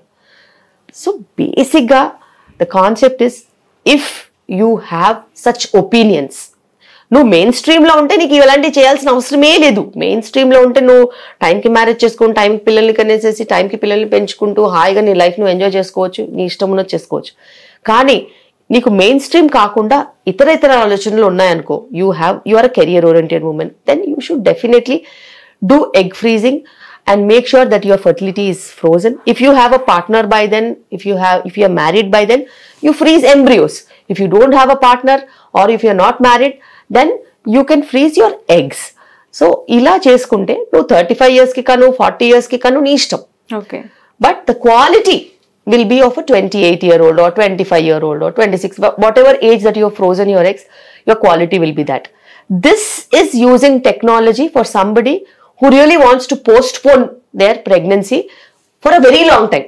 ఒక 6 నెలలు, సంవత్సరం, 2 సంవత్సరాలు పోస్ట్పోన్ చేస్తాను అని అంటే దానికి అనుగుణంగా ఎగ్స్ వేస్ట్ అవ్వకుండా మెడికేషన్స్ తీసుకుని నువ్వు కాంట్రసెప్టివ్ పిల్స్ ఏదన్నా వాడుకుంటే నీకు ప్రాబ్లం ఉండదు. అంతకన్నా ఎక్కువగా నువ్వు డిలే చేసుకోవాలనుకుంటే మటుకు ఖచ్చితంగా ఏజ్ని రివర్స్ చేయలేం. కాబట్టి age cannot be reversed, especially when it comes to equality. మీరు ఫేస్కి ఏదైనా ట్రీట్మెంట్స్ తీసుకోవచ్చు, బాడీకి ఏదైనా తీసుకోవచ్చు, రింకిల్స్కి ఏదైనా తీసుకోవచ్చు, కానీ ఎగ్కి ఏమీ తీసుకోలేము. So you have to freeze your young eggs or you have to deal with problems that come in future. But ఐఫోన్లో 7th generation to 15th generation మనం ఒక ట్రాన్స్ఫార్మ్ చూస్తున్నాం. అలాగే ఐవీఎఫ్, టెస్ట్ ట్యూబ్, సరోగసీ, ఇవి కూడా అలాంటి జనరేషన్ చేంజెస్ అంటారా? ఏమైనా డిఫరెన్స్ ఉందా? బేసిక్గా లాస్ట్ 15 years నుంచి నాకు ఐవీఎఫ్ ట్రీట్మెంట్స్ ఎక్స్పోజర్ ఉంది. I have been an IVF specialist. నేను అది వదులుకొని ఆబ్స్టెట్రిక్స్ వైపు వచ్చాను. బట్ అది నన్ను వదలదు, బికాస్ ప్రాబ్లం ఎక్కడ ఉన్నదని కనుక్కోవడం నా niche. So I'm an expert of finding where the problem is. So అది తెలుసుకోవడానికి చాలా మంది ఫెయిల్ అయిన వాళ్ళు వస్తూ ఉంటారు, వాళ్ళకి తెలిసిన ఫ్రెండ్స్ ని పంపిస్తూ ఉంటారు. సో నేను గంటలు మాట్లాడను. నేను వాళ్ళ ఫైల్ చూసేసి అనలైజ్ అయిన తర్వాత ఇది నీ ప్రాబ్లం, దీన్ని రెక్టిఫై చేసి నీకు ప్రెగ్నెన్సీ వస్తుంది, ఇంతే. 2 minutes. సో అది కూడా చెయ్యని వాళ్ళు చాలా మంది ఉంటారు, బికాస్ దేర్ ఆల్ బడ్డింగ్ కదా, వాళ్ళకి ఇయర్స్ ఆఫ్ ఎక్స్పీరియన్స్ లేదు కదా. చాలా సార్లు పేషెంట్ వచ్చింది గుడ్డిగా ఐవీఎఫ్ చేసేస్తారు. కానీ ప్రాబ్లం ఎక్కడ? మేల్ ఫ్యాక్టరా? మేల్లో ఏదైనా ప్రాబ్లమ్స్ ఉన్నాయా? వారికోసిల్ ఉందా? ఉమెన్లో ఏదైనా ప్రాబ్లమ్స్ ఉందా? వెయిట్ ప్రాబ్లమా? ఎండోమెట్రియోసిస్ ప్రాబ్లమా? దీనికి ఏం చేస్తే సెట్ అవుతుంది? ఇవి రెండు ఎందుకు కలవట్లేదు, ఎందుకు ప్రెగ్నెన్సీ రావట్లేదు అని కనుక్కోవాలి. అది కనుక్కుని అది బ్రేక్ చేసామనుకో, దానికి కొన్ని టెస్ట్లు ఉంటాయి. చాలా సార్లు ఐవీఎఫ్ స్పెషలిస్టులు చెయ్యరు టెస్ట్లు, ఎందుకంటే వాళ్ళు ఏమనుకుంటారంటే మనం ఇవన్నీ రాసామనుకో వీళ్ళు వెళ్ళిపోతారు, వీళ్ళు మన దగ్గర ట్రీట్మెంట్కి రారనుకుంటారు. నాకు ఆ పని లేదు, నేను ఐవీఎఫ్ సెంటర్ పెట్టుకోలేదు. సో నాకు నీకు కారణం కావాలా, నేను కనుక్కుంటాను, ఫలానా టెస్ట్లు చేసుకుంటా, నేను ఐస్ బ్రేక్ చేస్తాను, మీ ప్రాబ్లం ఎక్కడుందో కనుక్కుంటాను, మీకు ట్రీట్మెంట్ కూడా ఈజీగా ఉంటుంది. అండ్ అలా ఐస్ బ్రేక్ చేసిన 50% of population are pregnant with me. నేను డెలివరీలు చేసేదే వాళ్ళకి. సో వాళ్ళకి నేను ప్రాబ్లమ్ సాల్వ్ చేసి బ్రేక్ చేశాను కాబట్టి వాళ్ళు నేను ఏది చెప్పినా అది వింటారు, because they have seen success with me. అలాగే వాళ్ళు ప్రెగ్నెన్సీ జర్నీ కూడా ట్రావెల్ చేస్తారు. They will take that entire burden on my shoulder, because they will know I will do the best for them. నేను వాళ్ళకి ఫుడ్ చెప్పినా వింటారు, time పడుకోమన్నా వింటారు, లేకపోతే డయట్ ఎక్సర్సైజ్ చేయమన్నా వింటారు, అన్ని వింటారు. ఇంత హైలీ మోటివేటెడ్ పాపులేషన్ లో నేను డెలివరీస్ కూడా చేసుకోగలుగుతాను ఈజీగా. సో ఇది అలా వాకిన్ వచ్చే వాళ్ళని మేనేజ్ చేయడం కాదు, ఆల్రెడీ ఉన్న వాళ్ళు, తెలిసిన వాళ్ళు, ఆ సిస్టమ్కి అలవాటు పడిన వాళ్ళు, వాళ్ళు కావాలనుకునే వాళ్ళని నేను మేనేజ్ చేస్తున్నాను కాబట్టి అది అలా నడుస్తుంది. దాదాపు కొన్ని వేల videos, 100 interviews. Doctor Shilpi Reddy అంటే తెలియని వాళ్ళు ఉండరు. బట్ అబౌట్ శిల్పి రెడ్డి ఫ్యామిలీ అంటే ఏం చెప్తారు ఒకసారి చూస్తున్న ఆడియన్స్ కి? I'm a very family person. బేసిక్గా నాకు 12 members పిల్లల్ని కలర్ ఉండేది. I always wanted to have a cricket team. 12 members. Peripheries లో నేను ప్రాక్టీస్ చేశాను. అక్కడ ఊపిరి తీసుకోవడానికి కూడా టైం ఉండదు. దాని తర్వాత ఏదో చిన్న ఫర్టిలిటీ ఇష్యూస్ తో బాధపడ్డాను. దాని తర్వాత IVF చేయించుకున్నాను. మీకు కూడా ఫర్టిలిటీ ఇష్యూస్, అన్ఎక్స్ప్లెయిన్డ్ ఇన్ఫర్టిలిటీ ఉండేది నాకు. మీరు IVF తో ట్రీట్మెంట్ తీసుకున్నారు? Yes, my first children, my twins were IVF. So ఆ తర్వాత ట్విన్స్ పుట్టిన తర్వాత వాళ్ళు ప్రీటర్మ్ డెలివరీ అయ్యారు కదా. So I had a huge financial set back. And అది కవర్ చేస్తూ అంత సెట్ అయ్యి లైఫ్ స్టైల్ మార్చుకుని మంచిగా organic food, sustainable living, family oriented life, morning నుంచి ఈవినింగ్ వరకు హాస్పిటల్, దాని తర్వాత పిల్లలతో హ్యాపీ ఎన్వైరన్మెంట్ ఉన్నప్పుడు మళ్ళీ నాకు కొడుకు పుట్టాడు. Then again there was an additional family member and we had lots of attention and all that. So పని అయిపోగానే ఐఎమ్ జస్ట్ అట్ హోమ్. వాళ్ళు స్కూల్కి బయలుదేరగానే I'm at home hospital. And వాళ్ళు పడుకున్న తర్వాత then if there is an emergency I come. మళ్ళీ వాళ్ళు లేసే లోపు వెళ్ళిపోతాను. సో అలాగా I live with my parents, my in laws, అందరం కలిసి ఉంటాము. ఒకే దగ్గర పక్కనే ఉంటాం. అండ్ నాకు ఫ్యామిలీతో టైం స్పెండ్ చేయడం అంటే చాలా ఇష్టము. ఇంత బిజీ లైఫ్. ఎస్, నేను అసలు కాంప్రమైజ్ అవ్వను. And I take time for them. And డెఫినెట్గా ఎంత పరిగెత్తినా కూడా కుటుంబ వ్యవస్థ అది చాలా ఇంపార్టెంట్, చాలా చాలా ఇంపార్టెంట్. అండ్ మన దేశంలో కుటుంబ వ్యవస్థ అనేది ఎప్పటి నుంచో అనాది నుంచి ఉంది. అండ్ దాన్ని మనం కాపాడుకుంటూ, మన కల్చర్ని కాపాడుకుంటూ ప్రతి పండగ సెలబ్రేట్ చేస్తాము. అండ్ నాకు ఇష్టం బేసిక్గా మన వే ఆఫ్ లైఫ్, అవన్నీ చాలా ఇష్టం. ఎంత ఉమెన్ ఎంపవర్మెంట్ గురించి మాట్లాడినా కూడా when it comes to family I'm true mother బేసిక్గా. ఓకే, మీ మదర్ హౌస్ లో మీరు అలా ఉంటారు, ఒక డాక్టర్గా, ఒక డాటర్గా, ఒక బెస్ట్ ఉమెన్ గా. బట్ ఇన్లాస్ హౌస్ లో ఒక ఉమెన్ ఇప్పుడు ఫేస్ చేస్తున్న స్ట్రగుల్స్ అవన్నీ చూస్తూ ఉంటే ఏ ఆడదైనా అలానే కదా, ఏ ఆడపిల్లైనా ఇంతే కదా అత్తగారింట్లో అనే ఫీల్ ఎప్పుడైనా కలుగుతుందా? అస్సలు కలగదు. బికాస్ నేను అవన్నీ పట్టించుకునే టైంలో ఉండను, ఫ్రీక్వెన్సీలో అసలే ఉండను. బేసిక్ గా when everybody is busy, my mom is busy with her husband and my children, my mother-in-law is busy with the house, I am busy with the hospital, my children are busy with education and their play and all that. Ekkada evaru space lo valle encourage enter avvam. So ever comfort zone lo vallu untam. And that is how it is. నేను వెళ్ళి వేరే వాళ్ళ space లో కెలికితే వాళ్ళు నా space లో కెలుగుతారు, నేను ఎవరి స్పేస్ లో కెలకను. వాట్ అబౌట్ ఫ్రీ టైమ్ లో ఎప్పుడైనా ఖాళీ సమయం, సినిమాలు, షికార్లు? ఎస్, నేను ఐ లవ్ మూవీస్. నేను first day evening show type మనిషిని. అవునా? యా. సో అట్లాంటి చిన్న చిన్నవి హ్యాబిట్స్ ఉన్నాయి నాకు. మూవీ రిలీజ్ అయిందంటే సమ్హౌ పేషెంట్స్ అందరిని చూసేసేసి ఈవినింగ్ షోకి పిల్లలు తీసుకొని పరిగెడతా. Okay. So and weekly 1 cheat day, 1 cheat meal అన్నట్టు మా పిల్లల్ని తీసుకొని సరదాగా బయటికి వెళ్ళి భోజనం చేస్తాము. I'm a foodie. అలాగే వంట చేస్తాను. మా ఇంట్లో అందరూ వి ఎక్స్ప్లోర్ ఫుడ్ బేసిక్గా. అండ్ నాకు ట్రావెల్ అంటే చాలా ఇష్టము. And I want to travel with my kids. So వాళ్ళని తీసుకుని ఆపర్చునిటీ ఉంటుంది, 2 days అట్లా వెళ్తాను. Every month we have a very short trip over the weekend type. Friday night బయలుదేరిపోయి మండే మార్నింగ్ వచ్చేస్తాం, ఏదో ఒక ప్లేస్ చూసేసి వచ్చేస్తాం అలా. Because when you travel you explore, you learn about different cultures and there ways of living. And అది ఒక కొత్త లెర్నింగ్ అంతే. అది మనకు ప్రపంచము నేర్పిస్తుంది, పుస్తకాల్లో నేర్చుకోలేం. రైట్. ఎవరు మీ ఫేవరెట్ హీరో, హీరోయిన్? బేసిక్గా I watch a lot of movies. So favourites అంటే ఏం లేదు. పిచ్చి మూవీకి కూడా వెళ్తా తెలుసా నేను, బికాస్ నాకు అనిపిస్తుంది పిచ్చి మూవీ అని తెలిసి కూడా సినిమా వెళ్తాను. Because movie industry they have spent crores of rupees on a single movie. ఊరికే మనము దాని ఏమంటారు రివ్యూస్, ఆ రివ్యూ ఈ రివ్యూ చూసి వెళ్ళకపోతే నిజంగా న్యాయం చేసినట్టు కాదు. When you're looking at entertainment, అది బోరింగ్ గా ఉన్నది ఎంటర్టైన్మెంటే. అది నీకు నవ్విపించినా అది ఎంటర్టైన్మెంటే, నిన్ను ఏడిపించినా అది ఎంటర్టైన్మెంటే. So it's all about entertainment and how you look at 3 hours of your life. You should enjoy it and come. మంచిగా ఉంటే మంచిగా ఉంది అనుకోవాలి, లేకపోతే ఓకే ఫైన్ అనుకోవాలి అంతే. బట్ సినిమా మీరు వెళ్ళే లోపే చాలా మంది రివ్యూస్ చెప్తూ ఉంటారు. నేను అసలు ఏం పట్టించుకోను, నేను అసలు ఏం పట్టించుకోను. నేను వెళ్ళాలంటే నేను వెళ్తాను. Most of the time my children will ask అమ్మా దిస్ మూవీ విల్ గో అని. వాళ్ళు అడుగుతారు కదా, నెక్స్ట్ నేను అడుగుతాను మనం ఈ మూవీకి వెళ్తామని చెప్పి. సో బాగుంటే బాగుంది అనుకుంటాము, బాగాలేకపోతే ఈ మూవీ బాగాలేదమ్మా అని అంటారు. It's okay, it's learning experience అని అనుకుంటాం అంతే. ఇప్పుడున్న సినిమాలు హ్యాపీగా పిల్లలతో, అంటే మీలాంటి ప్రొఫెషన్ లో ఉన్న వాళ్ళు ఈజీగా చూసేస్తారేమో, బట్ అందరూ అన్ని వర్గాల ఫ్యామిలీస్ కూర్చొని చూసేలా ఉన్నాయంటారా? ఇప్పుడు మూవీస్ అన్న తర్వాత ఉంటాయి, వైలెన్స్ ఉంటుంది, కామెడీ ఉంటుంది, దాని తర్వాత ఉంటుంది, రొమాన్స్ ఉంటుంది. Everything is a part and parcel of the system. మనం చూపించకపోతే వాళ్ళు చూడరా? అలాగే వాళ్ళ చాయిసెస్ వాళ్ళకు ఉంటాయి. అదో కార్టూన్ మూవీస్ అవో, దాని తర్వాత అవెంజర్స్ ఇట్లాంటి చాలా వస్తాయి. వాళ్ళకి కూడా మనం కూర్చొని చూడాలి కదా. అవి స్టూపిడ్ మూవీస్ అని రాకపోతే బాగోదు కదా.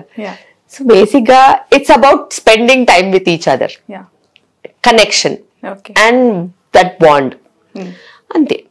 రైట్. ఫైనల్ ఒక క్వశ్చన్ అడిగి కంక్లూడ్ చేస్తాను మ్యామ్ ఇంటర్వ్యూ. చాలా మంది ఇంటర్ అయిపోయి డిగ్రీకి వచ్చేసరికి చేతులకు రెక్కలు వచ్చేసినట్టు అలా ఫ్లై అయిపోదాము, నేచర్ మంది, ప్రపంచం మంది, రోడ్లు మనవి అని విచ్చలవిడిగా వివిధ అలవాట్లకి, విపరీతమైన ఆహారపు అలవాట్లకి గురవుతూ వాళ్ళు చేసుకుంటున్న హ్యాబిట్స్ కూడా చూస్తుంటే చాలా బాధేస్తుంటుంది. డిగ్రీ ఫస్ట్ ఇయర్ ఉన్నవాడు అడిక్ట్, డిగ్రీ సెకండ్ ఇయర్ చదువుతున్న వాళ్ళు డబ్బాలు పీల్చేస్తూ రోడ్ల మీద కనిపిస్తూ ఉంటారు. చూస్తే కాలేజ్ బ్యాగ్ ఉంటుంది, వాడు ఎక్కడ నిల్చొని ఉంటాడంటే ఒక డిగ్రీ లేదా ఒక బీటెక్ కాలేజ్ పక్కన ఒక బస్ స్టాప్లో నిల్చొని దమ్ కొడుతూ ఉంటారు. ఇవి వాళ్ళకి ఏం సజెషన్స్ ఇస్తారు మీలాంటి వాళ్ళు, ఎలా చూడాలి దాన్ని? సో బేసిక్గా ఎవరికైనా కానీ లైఫ్లో చాయిసెస్ ఉంటాయి, గుడ్ చాయిసెస్, బ్యాడ్ చాయిసెస్. మీ చాయిసెస్ మీ చేతిలో ఉన్నప్పుడు మీ ఎన్వైరన్మెంటల్ ఇన్ఫ్లుయెన్సెస్ ఆ చాయిసెస్ వైపు తీసుకెళ్తాయి.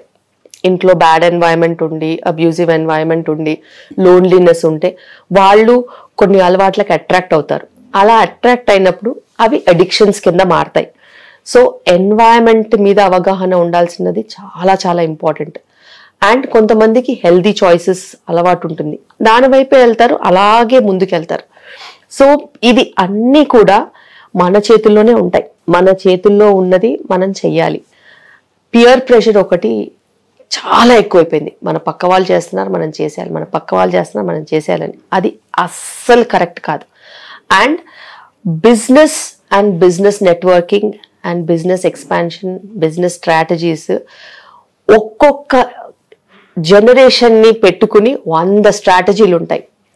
ఒక 200 ప్రోడక్ట్స్ అమ్ముకునే వాళ్ళు అందరూ టార్గెట్ చేసే ఏజ్ గ్రూప్ వాళ్ళది.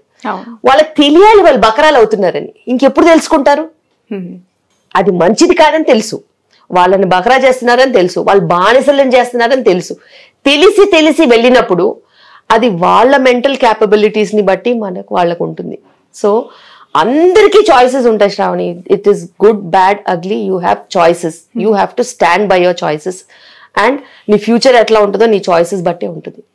నీ ఫ్యూచర్ కరెక్ట్గా ఉండాలి అంటే నువ్వు మంచి చాయిసెస్ వెళ్ళాలి. నీ ఫ్యూచర్ ఎట్లా ఉన్నా పర్లేదు, నాశనం అయిపోయినా పర్లేదు, నా బతికి ఇంతే, నేను ఇంతే అని అనుకుంటే వాళ్ళ చుట్టుపక్కల కూడా మనం ఉండొద్దు.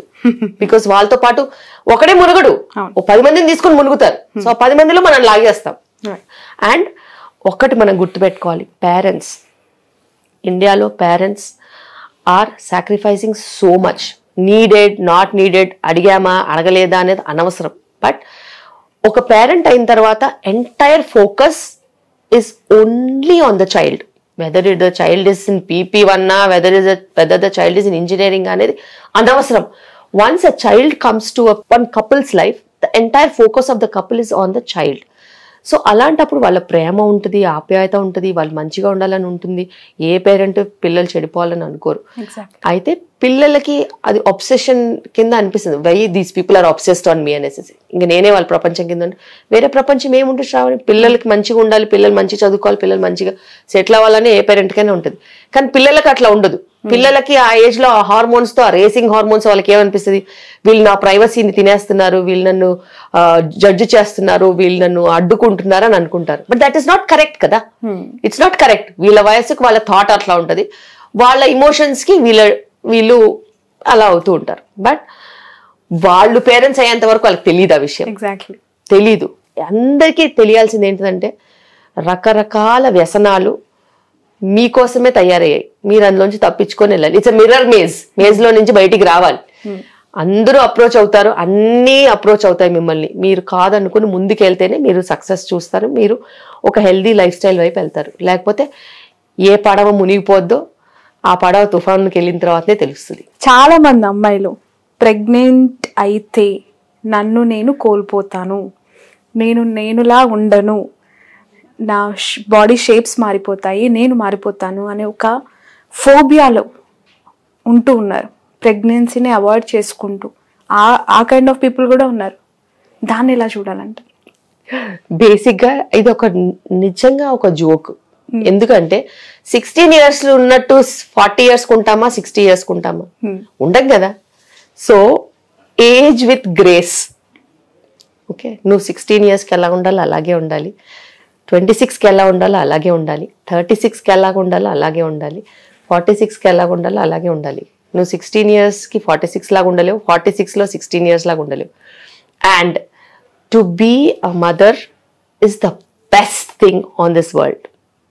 And if anybody says that I don't want to be a mother, they are just fooling themselves.